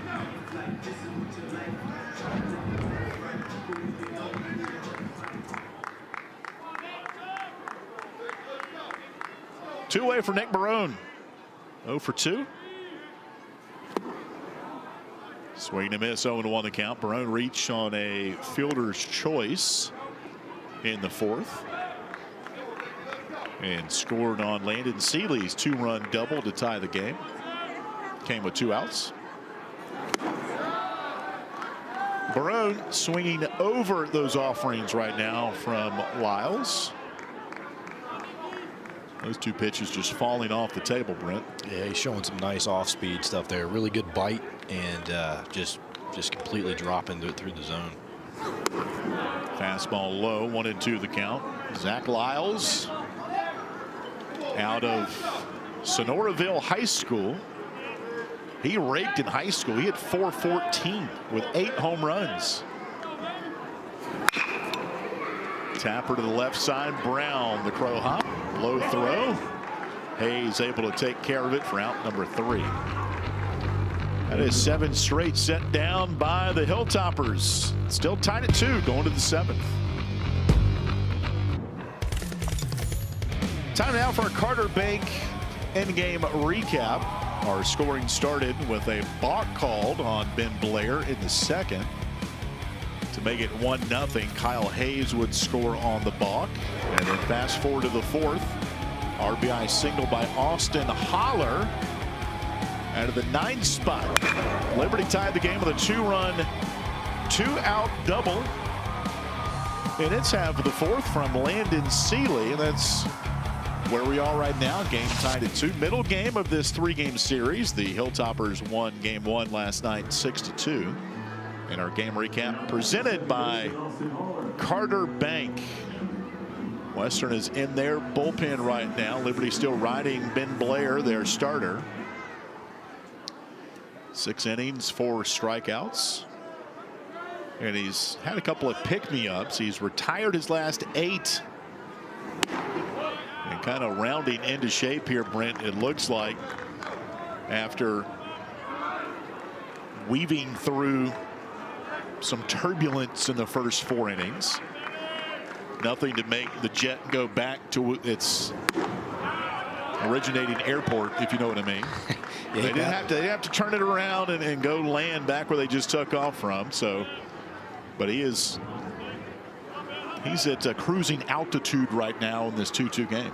Yeah, he battled through, a couple spots. You're always going to get those every game, and battled through, and he's sitting at 94 pitches. And Flames trying to get him through the 7th inning here, but they've got the righty down there ready if he gets into trouble. And again, it's all going to be, what's his stuff look like? If you're looking from the Liberty side, they're going to look to see if his velo's dropping, any of his locations, losing it just a little bit. And if you do, that means he's getting tired, and they're going to go get a fresh arm. Doesn't look like his velo's hanging in there pretty good. So just going to be look where the location is. Really is going to be the key watch here to see if they can get him through the 7th or not. I've never referenced a baseball game in aeronautics before. it fit, and Liberty has a very renowned aviation program. Ground ball to first off the turf. Sorensen has had a busy day at first. Makes the play. That is 10 straight put down for Ben Blair here, 1 away in the 7th. Yeah, got in the kitchen there, and again, Sorensen staying down on the ball and just getting to the first to get that first out, which is when you're trying to get that extra inning, that first out's always the key. If you can get that first out, it goes a long way towards being able to complete the inning, and he's done that here. Yeah, it's tough lineup now. Turns over to the leadoff batter, Carlos Vasquez. He's 1 for 3. Popped out to center his last time up. Pitch 97 for Blair. Carlos Vasquez started the game off with a ground out to second, but it was 10-11 pitches deep in his at-bat. 1-0. Fouled off right side. Evens up the count. Ben Blair, sophomore from Gretna, Virginia, not draft eligible until next year, but he is the #1 draft prospect in the 26 class in Conference USA. According to D1Baseball.com, check appeal. Yes, says Brian Clark, first base umpire. Count 1-2. This will be pitch 100 for Ben Blair. Slider has been on point today. Here's the 1-2. Fastball. Drilled foul. Even the foul balls off of Vasquez's bat are just solid. Yeah, he knows how to spoil those pitches. I mean, he just hangs in there, and if it's not in the zone, he's not gonna swing at it. And then if it's in the zone, but not what he wants to do damage with, he's so good at fouling it off and extending. 1-2. Tapper to left side, charging Marsh. Has to be quick. Makes the play. 2-way. Yeah, great footwork there from Tanner. You know, comes in on it, charges, gets his feet set, and then throws a strike across first. Tanner Marsh has played a lot of good shortstop today. Very comfortable in his sophomore year. He's really showing that range off, you know, going all directions. Glove side, hand side, then charging it. Just showing that mobility. 10 straight put down for Ben Blair. That is a game high. Blair last week took a perfect game into the 5th inning. Ethan Lozama at the plate. Senior out of Guam. Rips that one foul off the netting of the first base dugout. Lozama hitting a career high 346 entering today. He has not hit under 300 all season long. 0 for 3 today, though. Sends another one foul. Look out. That almost clipped first base coach Tyler Herbst. 3 pop outs for Lozama on the afternoon. 1-2. Got another piece of that one. Lozama has a streak of reaching base in 20 straight games entering today.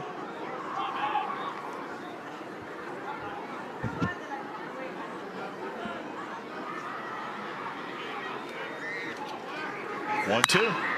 Round ball backhanded from his knees. Marsh again. Sparkling play by the sophomore from Asheboro, North Carolina.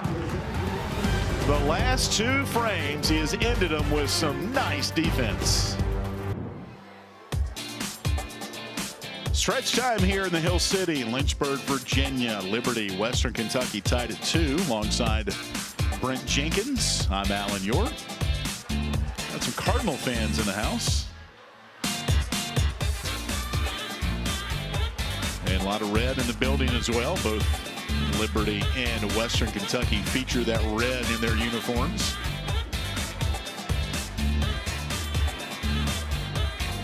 And a really big series for both teams.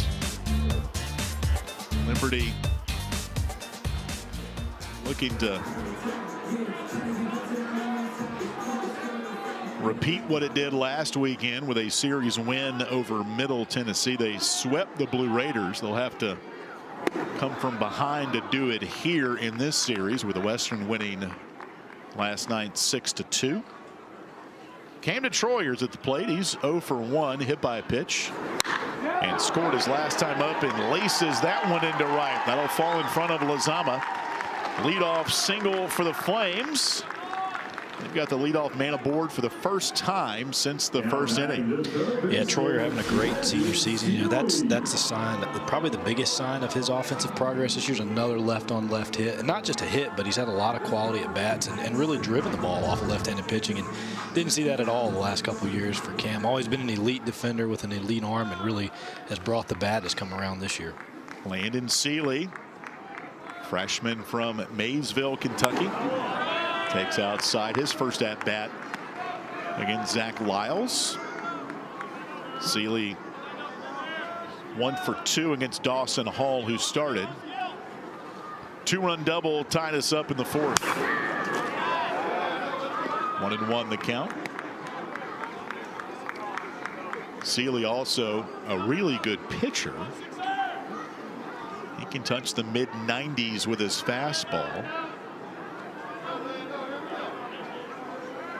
But has played primarily in the field so far this season.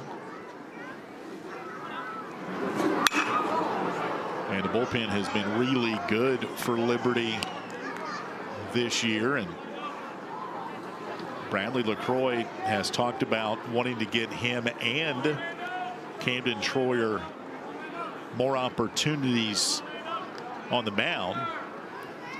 But you do that, you fear messing up your DH spot. And he said that the bullpen's been really good, so we're not going to mess with that. Troyer 2 appearances out of the bullpen, and Seeley takes low 2-2, and Seeley just 1 appearance. Both those guys have strong arms. As you see in the field, it's just more of the bullpen stepped up a little bit. And the Flames, you know, in the first year of Coach LaCroix, aren't super deep in the outfield. So if you pull those guys out, you know, you don't necessarily have a lot of experience behind, particularly Troyer, you know, in right, and Robertson in center. And again, you know, left field's a little bit easier to play here, but those 2 positions, those guys are elite defensive players. And you know, Seeley moved all around for the Flames. You know, played some center field and played third, and obviously a shortstop in high school. So nice versatile piece going forward for the Flames. Seeley was slumping a bit entering last weekend against Middle Tennessee. Another look over.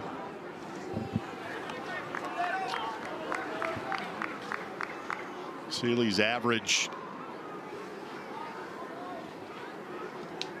dipped to 269 entering last weekend. He had 3 hits in the series against the Blue Raiders. Had 2 hits last night. Double here today. So all told, he's hit in 7 of his last 9 ball games. High tapper, foul. Yeah, good hustle by Ross, the catcher, to get out of his box. But it dribbled foul. Count stays 3-2 to Seeley. Yeah, Lyle's showing good stuff here from Western Kentucky. You know, run the fastball up to 91, 92. Nice wipeout pitch off speed. You know, from the left-hand side, you're going to go places with that kind of arsenal. Lyles in for Dawson Hall, who started today for Western. 3-2. Swing and a miss. Took something off that one. His second strikeout, as Seeley is retired for out number 1. That was a pretty good breaking ball there. Mainly fooled him with the change in speed. You know, didn't get a whole lot of vertical break there, but just the change in speed kind of got him out front and over top of it a little bit.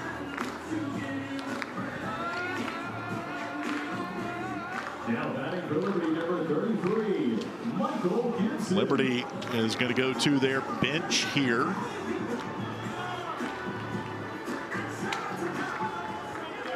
And Michael Gibson will hit for Anderson Folk.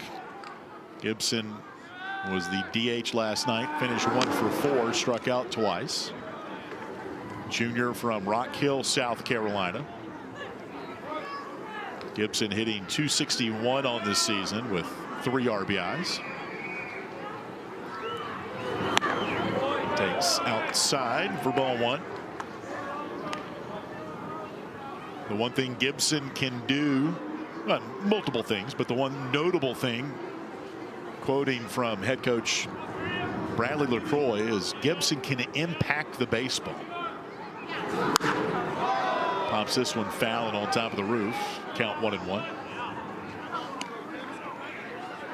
So kind of playing the matchups here, you know, going to the bench, and obviously Folk gets from the left side, Gibson from the right side, looking for somebody that can put a charge in one and maybe change the game with one swing of the bat here late. 1-1. Takes down low, 2-1. Gibson transfer from Florence Darlington Tech. A year ago, had 8 home runs, hit .316. Also pitched in JUCO. 2-1 pitch. Underneath it again. Ross, will he have room? Will not. Count 2-2 to Michael Gibson.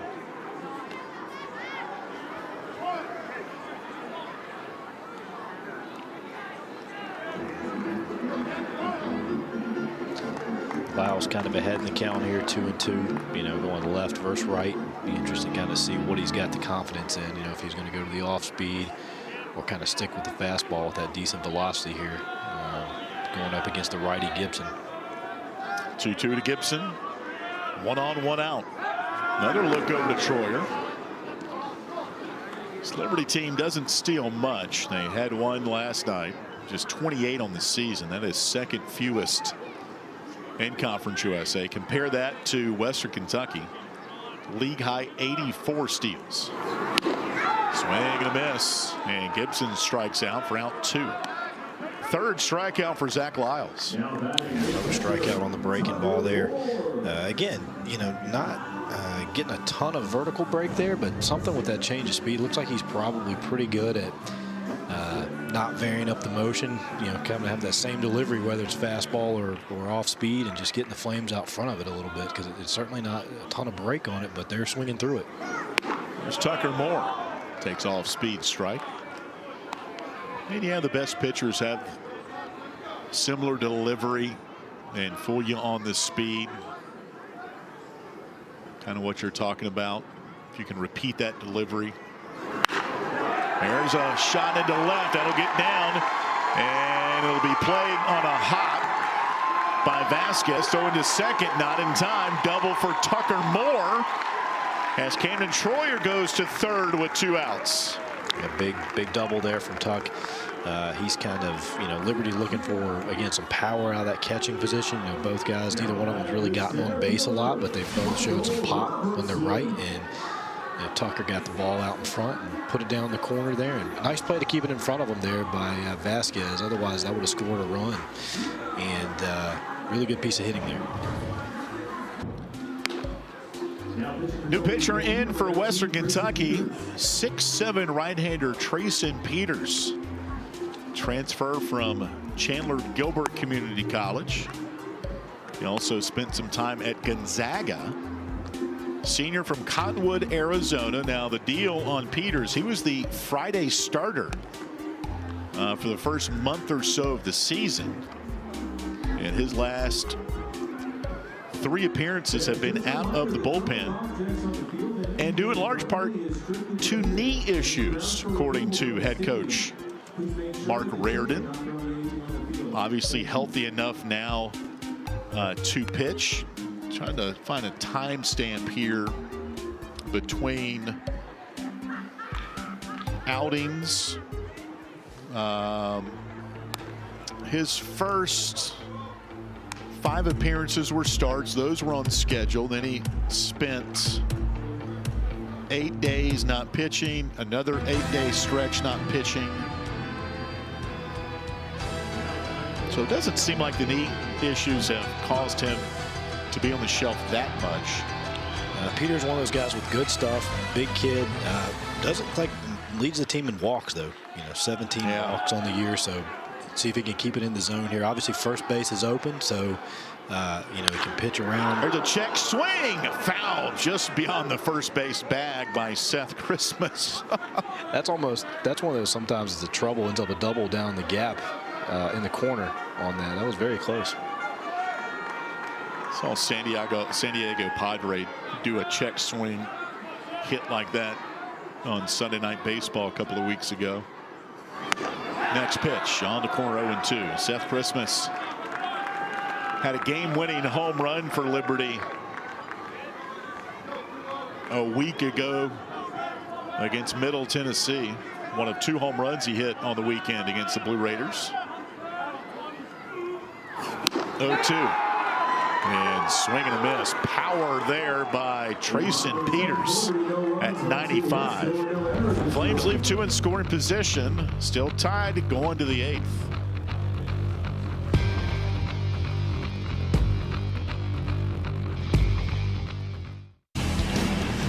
Liberty baseball has not been devoid of great shortstops in the last decade plus, including right now sophomore Tanner Marsh, Brent Jenkins. Sparkling defense here today for Liberty.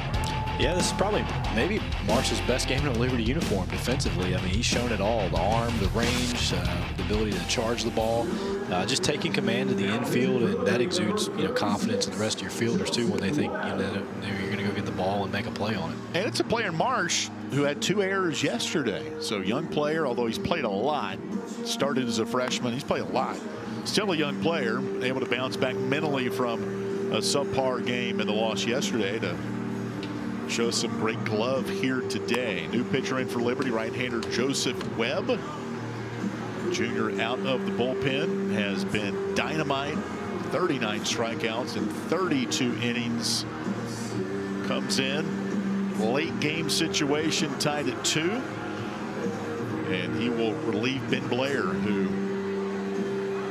went 7 innings, tied his career high for innings pitched. And Joseph Webb will face the best hitter in the league and Ryan Weidman, who grounded out to first his last time up. Looking forward to this matchup. Webb's been Liberty's best reliever. And Weidman lines one to right center field. That'll shoot the gap. It'll bounce off the wall. Robertson throws in. Actually, it's not Robertson. He was pinch hit for. We'll check and see who's in the outfield. I think they moved Seeley to center there. Okay. A little bit of a tough route there. The ball kind of exploded on him and got by there. But yeah, Weidman jumped right on that first pitch swinging.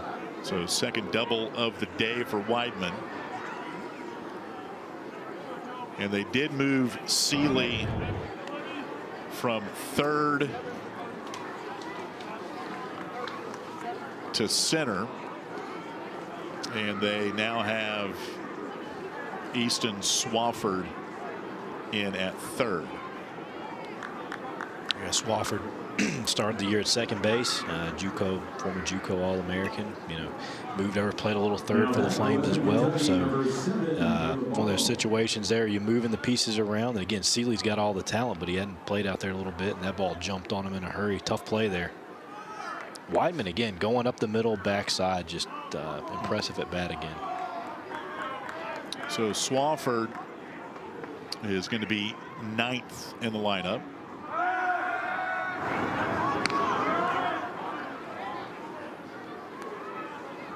And Western Kentucky was not shy about getting extra hitters into the game yesterday. And they're going to do the same right now. Caleb Marmo, senior, hitting .259, will bat for Drew Berrigan, the DH. You got to watch Weidman here. I think I want to say it was 10 of his stolen bases have been third this year, and he's obviously looking there. Webb's paying a lot of attention. Liberty knows that. Tie ball game. He's pretty much got the green light, and so if he can time it right, this is a nice cat and mouse game you're going to see here. And Swafford's got to hang close to that bag. Flames threw Weidman out at third yesterday. They throw over to second. Marsh gets back in there. I think that was only the second time all year he'd been thrown out. I think he was 9 of 10 before that, or 10 or 11, and so super high percentage there when stealing third. So Caleb Marmo at the plate. Gets the bunt down, third base side. Webb throws over. In time. Early holding the bag there at first, so sacrifice moves Weidman to third. It's a nice bunt there for Marmo. Sacrifice will go 1-4. Again, it's another sign of doing a job, handling the bat well, and he's called to lay down a bunt and put it in perfect position there. That is a 23rd sacrifice put down by the Hilltoppers this season. Stat line they led the country in a couple of years ago in Mark Reardon's first season as head coach.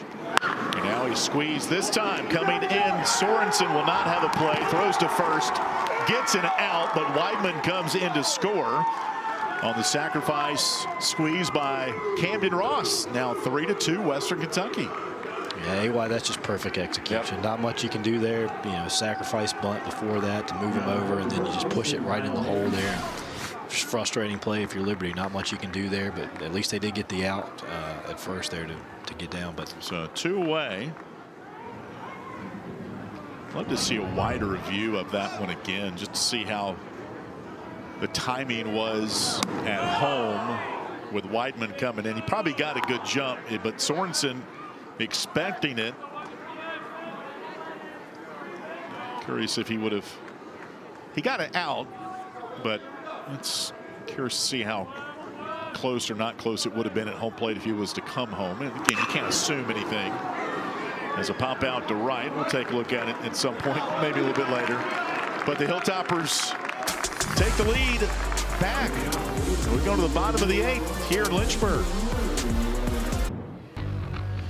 Western Kentucky taking the lead back in the top half of the 8th with a squeeze play as we take a look here off the bat of Camden Ross up the first baseline. Sorensen charging in from first as Weidman scores in from third. Double, sacrifice, sacrifice. Small ball, call it what you want. Hilltoppers are calling it productive, and they take the lead back, Brent Jenkins. yeah, you know, again, he didn't get a super great jump. Didn't look like a suicide squeeze. Looked like more of safety there, but he's obviously got good speed and was able to get down, and a good push bunt there from Ross, from your catcher. How impressive is that? You know, your catcher able to handle the bat like that. Oh, yeah. He's also got some pop, and that's what's been so impressive about the Hilltoppers. You know, they just do whatever job it is they're asked to do. They do it. If they need to hit a double, they pretty good at doing that. If they need to lay down a bunt, they do that. If they need to go to opposite field for a single to kind of move run, I mean, just great at bats. Very impressive lineup this weekend. Hilltoppers in the win yesterday, 4 for 13 with 2 outs and runners in scoring position. 11 for 22 in advancement opportunities. That was yesterday. And today they are 7 of 13 in advancement opportunities. Liberty 5 for 11, 455. Cal Early laces one foul. Count 0-2. Early 1 for 3. Infield single back in the first. He had a 5-hit day in one of the games last weekend with Middle Tennessee. 1 off of the Liberty single game high. Swing and a miss. 94 elevated fastball from Trayson Peters. You talked about it during one of the breaks, Brent. What a luxury middle check that Western Kentucky has. Trayson Peters coming out of the bullpen now. Your original Friday starter pumping in at 95, and he's feeling good right now. Yeah, and it doesn't look like he's having any control issues. You know, on paper it says 17 walks, a little bit elevated walk total there, but he's been in control of the zone once he's come in and pumping that fastball high in the zone. The Flames just haven't been able to catch up to it. Tanner Marsh fouls off a change-up. 0-1. Marsh 1 for 3. Played really good defense today, extending his hitting streak to a season-high 13 games back in the first. Swing and a miss, 0-2.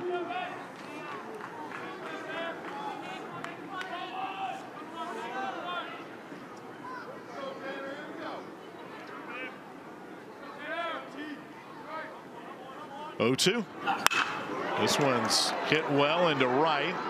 Will not carry, though, as Lozama treads back to make the play. Out number 2.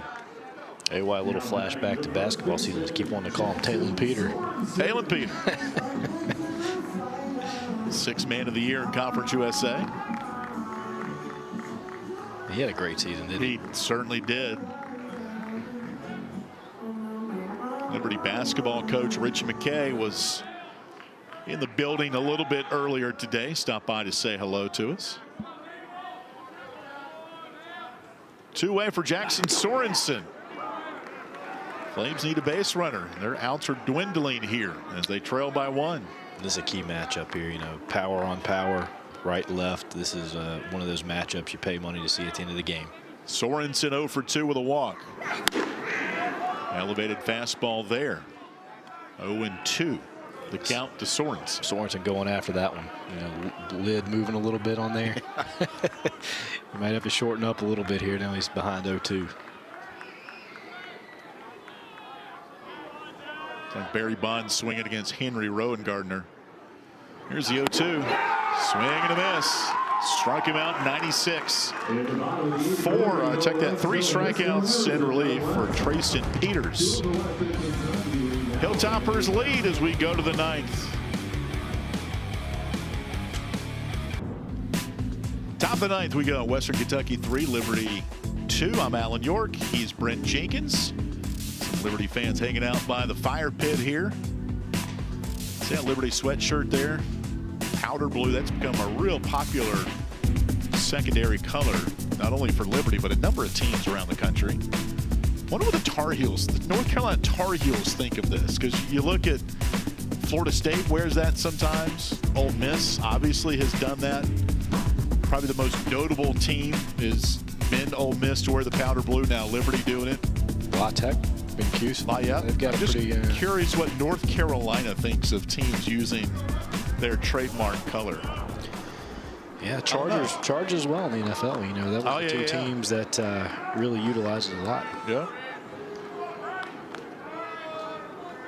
3-2 Western Kentucky as we go to the 9th. 7, 8, 9 due up against Joseph Webb. Reed Howard at the plate. Howard is 0 for 2, walked and scored in the 4th. Hilltoppers single runs in the 2nd, 4th, and 8th. Liberty tied the game with a 2-out, 2-run Landon Seeley double in the 4th. Joseph Webb on the mound for Liberty. You'll see him go 3-quarter. You'll see him come sidearm. He changes it up pitch to pitch, it seems like. Outside 2-1. Saw that in the fall for the first time in one of the scrimmages when he dropped down, and pretty effective with it. Just kind of, again, changing that eye level, mixing it up a little bit. You don't want the hitter to get too comfortable in there, and it works for him. 2-1. Fastball up high, 3-1. Joseph Webb's Liberty debut came against St. John's February 16th.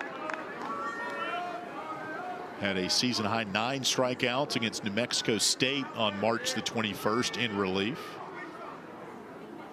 3-1 pitch. Lifted foul up on the berm. It's Alumni Day today here. A number of former players are back.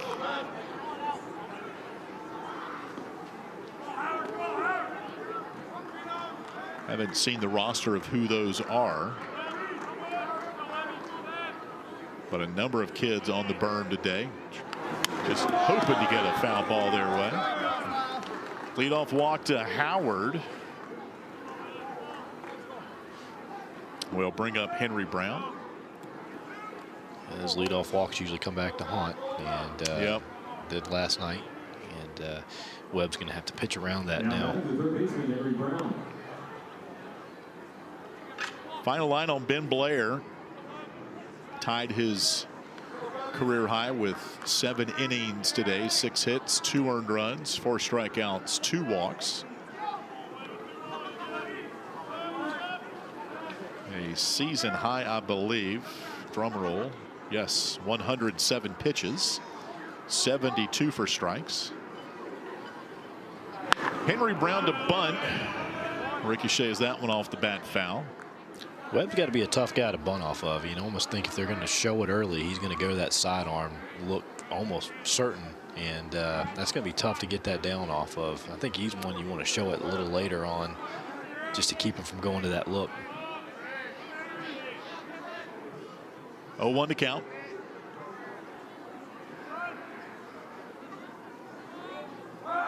Snapped over. Close play that time. Remember, Western Kentucky does lead the conference in stolen bases.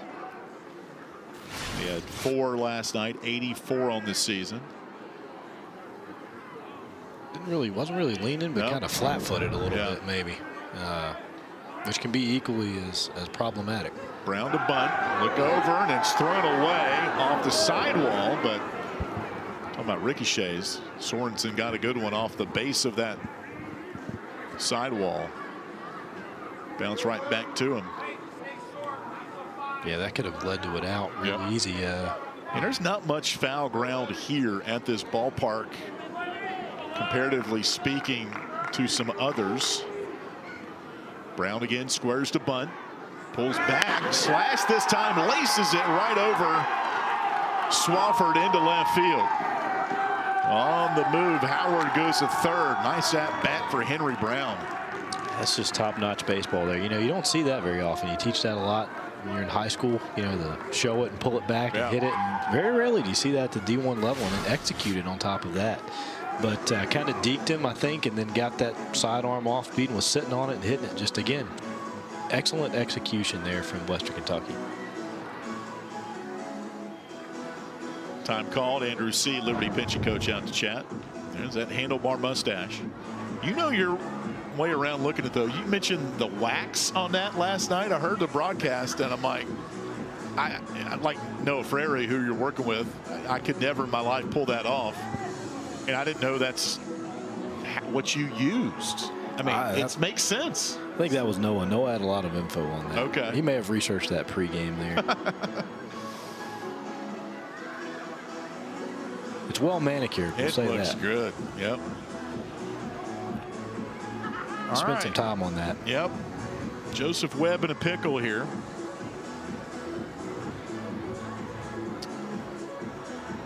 With 2 on the corners and nobody out.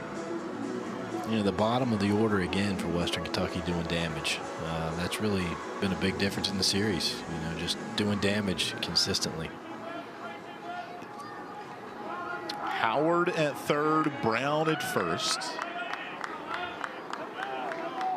And arguably the best hitter in this series coming to the plate.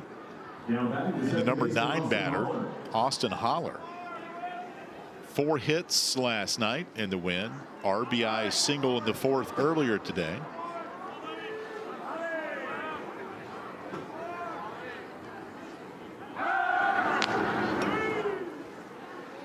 We've got that first and third again here.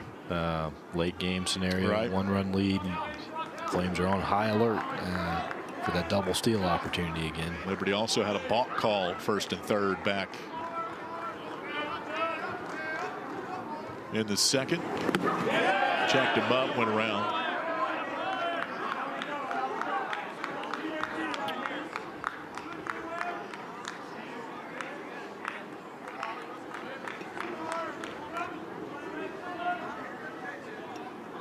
(3-2) Western Kentucky up in the 9th. 2 on, nobody out. Throw over. Austin Holler, 4 hits last night. 2 of them came with 2 strikes. Liberty head coach Bradley LaCroix talked about that in his media availability after the ball game. Needing to close the door on a couple of those at-bats and take advantage offensively. There's a tapper left side. Swafford will throw over in time. Now they're going to have Brown in a pickle, and they get 2 outs, but the Hilltoppers will trade those 2 outs for a run, and a big one at that, as Howard comes in on the Holler RBI. He's been, just effective all week and kind of hit against the shift a little bit. Liberty had him pretty shifted, particularly on the right side to pull, and he just kind of slapped it the other way a little bit just to, again, to create pressure to make Liberty make a choice. And you get 2 outs there, but you let that second run score, so it came at a cost. So that'll go 5-3 to 6-4 on that put out for Henry Brown. That's going to fill up your block there. Yes, it already has. That's the beauty of baseball. All right, top of the lineup at Carlos Vasquez. Lines one to right center field. Will it carry? It will not. Camden Troyer races under it to make the play to end it here in the top of the ninth. But a big run for the Hilltoppers as they lead at 4-2. 4-2 Western Kentucky. The Hilltoppers added a key run at the top of the ninth as they took the lead in the eighth. 4-2 now, so we head to the bottom half. Alongside Brent Jenkins, I'm Alan York. 4-5-6 due up for the Flames against right-hander Trayson Peters. Boy, not a bad seat in this ballpark. A lot of rocking chairs. There used to be a playground area for the young Tykes. That has since been leveled for the new Player Performance Center. But what player wants to come to a playground in a ballpark anyway? Bring your glove and get a foul ball. Most places you can turn the ball in for a candy bar.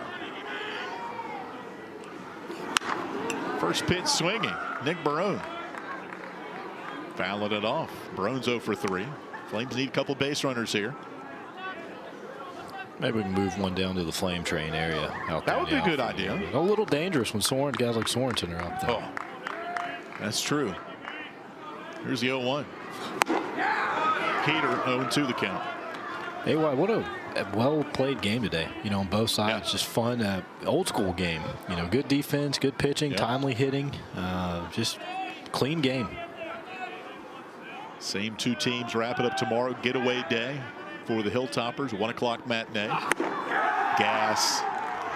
Strikeout number 4 for Trayson Peters. Yeah, Peters is cooking. I mean, no reason to go away from him at this point. Wow. Impressive. He's just reaching back, throwing a fastball in there. That's right down the middle and just blowing it by Liberty's heart of the order at this point. Camden Troyer singled his last time up. He's 1 for 2. First pitch swinging, popping up foul.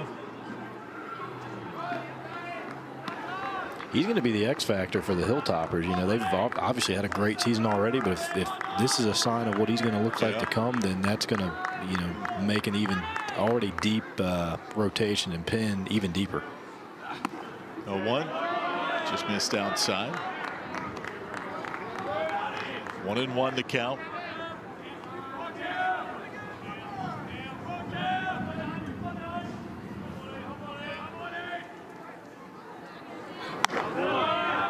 Fastball up high, 2-1. And now if you're Liberty, you're pitch to pitch. You're needing a couple of base runners here.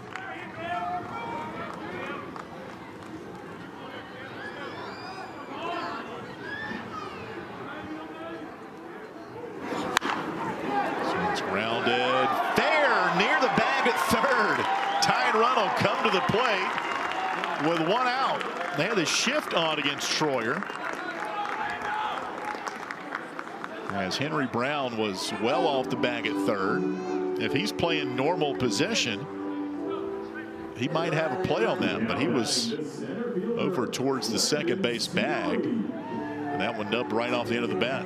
So infield single to bring the tying run to the plate. That's the kind of break you need if you're Liberty. You're trying to get on a guy that's had exhibiting great stuff, and you just kind of get that cue shot to give you a chance. Here's Landon Seeley. Flames down 2, the tying run at the plate. Seeley 1 for 3 on the afternoon. 2-run double to tie the game in the 4th. off speed in for a strike 0-2. Then the Hilltoppers took the lead back with a run in the 8th and a run in the 9th.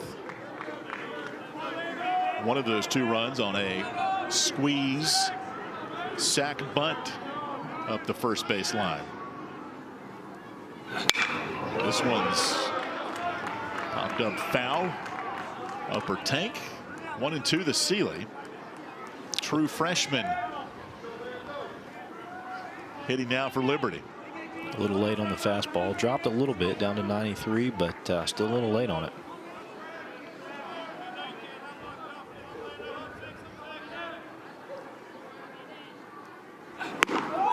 Fastball at the knees, called strike 3. Seeley thought it was a little low. The 5th strikeout for Trayson Peters. Yeah, it's one of those borderline pitches, you know, a little low, but good frame job. Again, we've seen that. That was a little low. Nights. But one of those in the 9th. Yeah, probably got to defend there, but definitely probably just a hair outside the zone. But he's going to get that call when he's been making throwing a lot of strikes as well. A little difference between strikes and throwing strikes and balls. Liberty's going to go to their bench and bring out John Simmons. Takes inside ball 1. John on the year 0 for 12. But if you followed his career, he has come up with some big hits in his career. I was just going to say, John's had a little flair for the dramatic. He has. Particularly back in the tournament. Yep.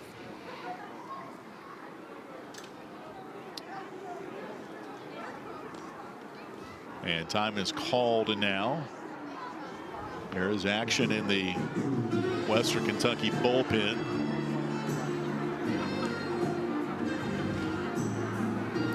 Probably going to go to maybe Higgins And here. they are going to go to the bullpen here against John Simmons. We'll take a break. Flames have the tying run at the plate here in the 9th.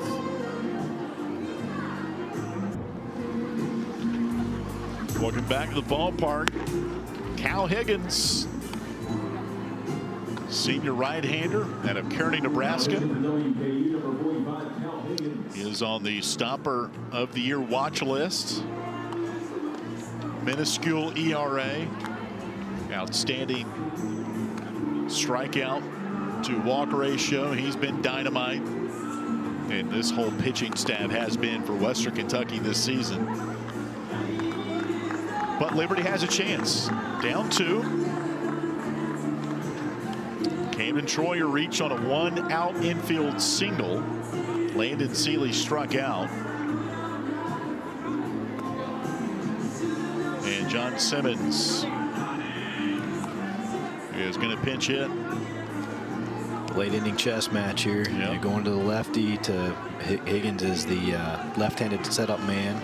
Another big kid for Western Kentucky to match up Simmons. And you know, Liberty's already burned Christmas earlier as the right-handed options. Are probably going to stick with Simmons here. Looks like left on left.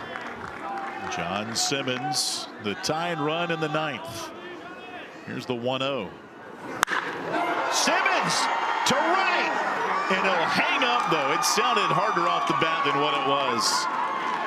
But that'll do it. He gave it a ride. But one pitch for Cal Higgins, and he picks up the save, and Western Kentucky wins it 4-2.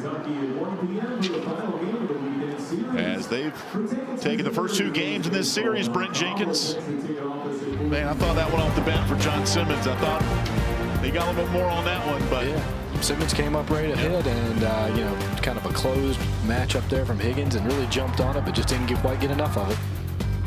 So the Hilltoppers take the first 2 games of the series. They win it 4-2. So for Brent Jenkins, I'm Alan York. So long from Lynchburg, Virginia. All games airing on the ESPN Network, streaming live and archived on the ESPN app. This has been a presentation of ESPN.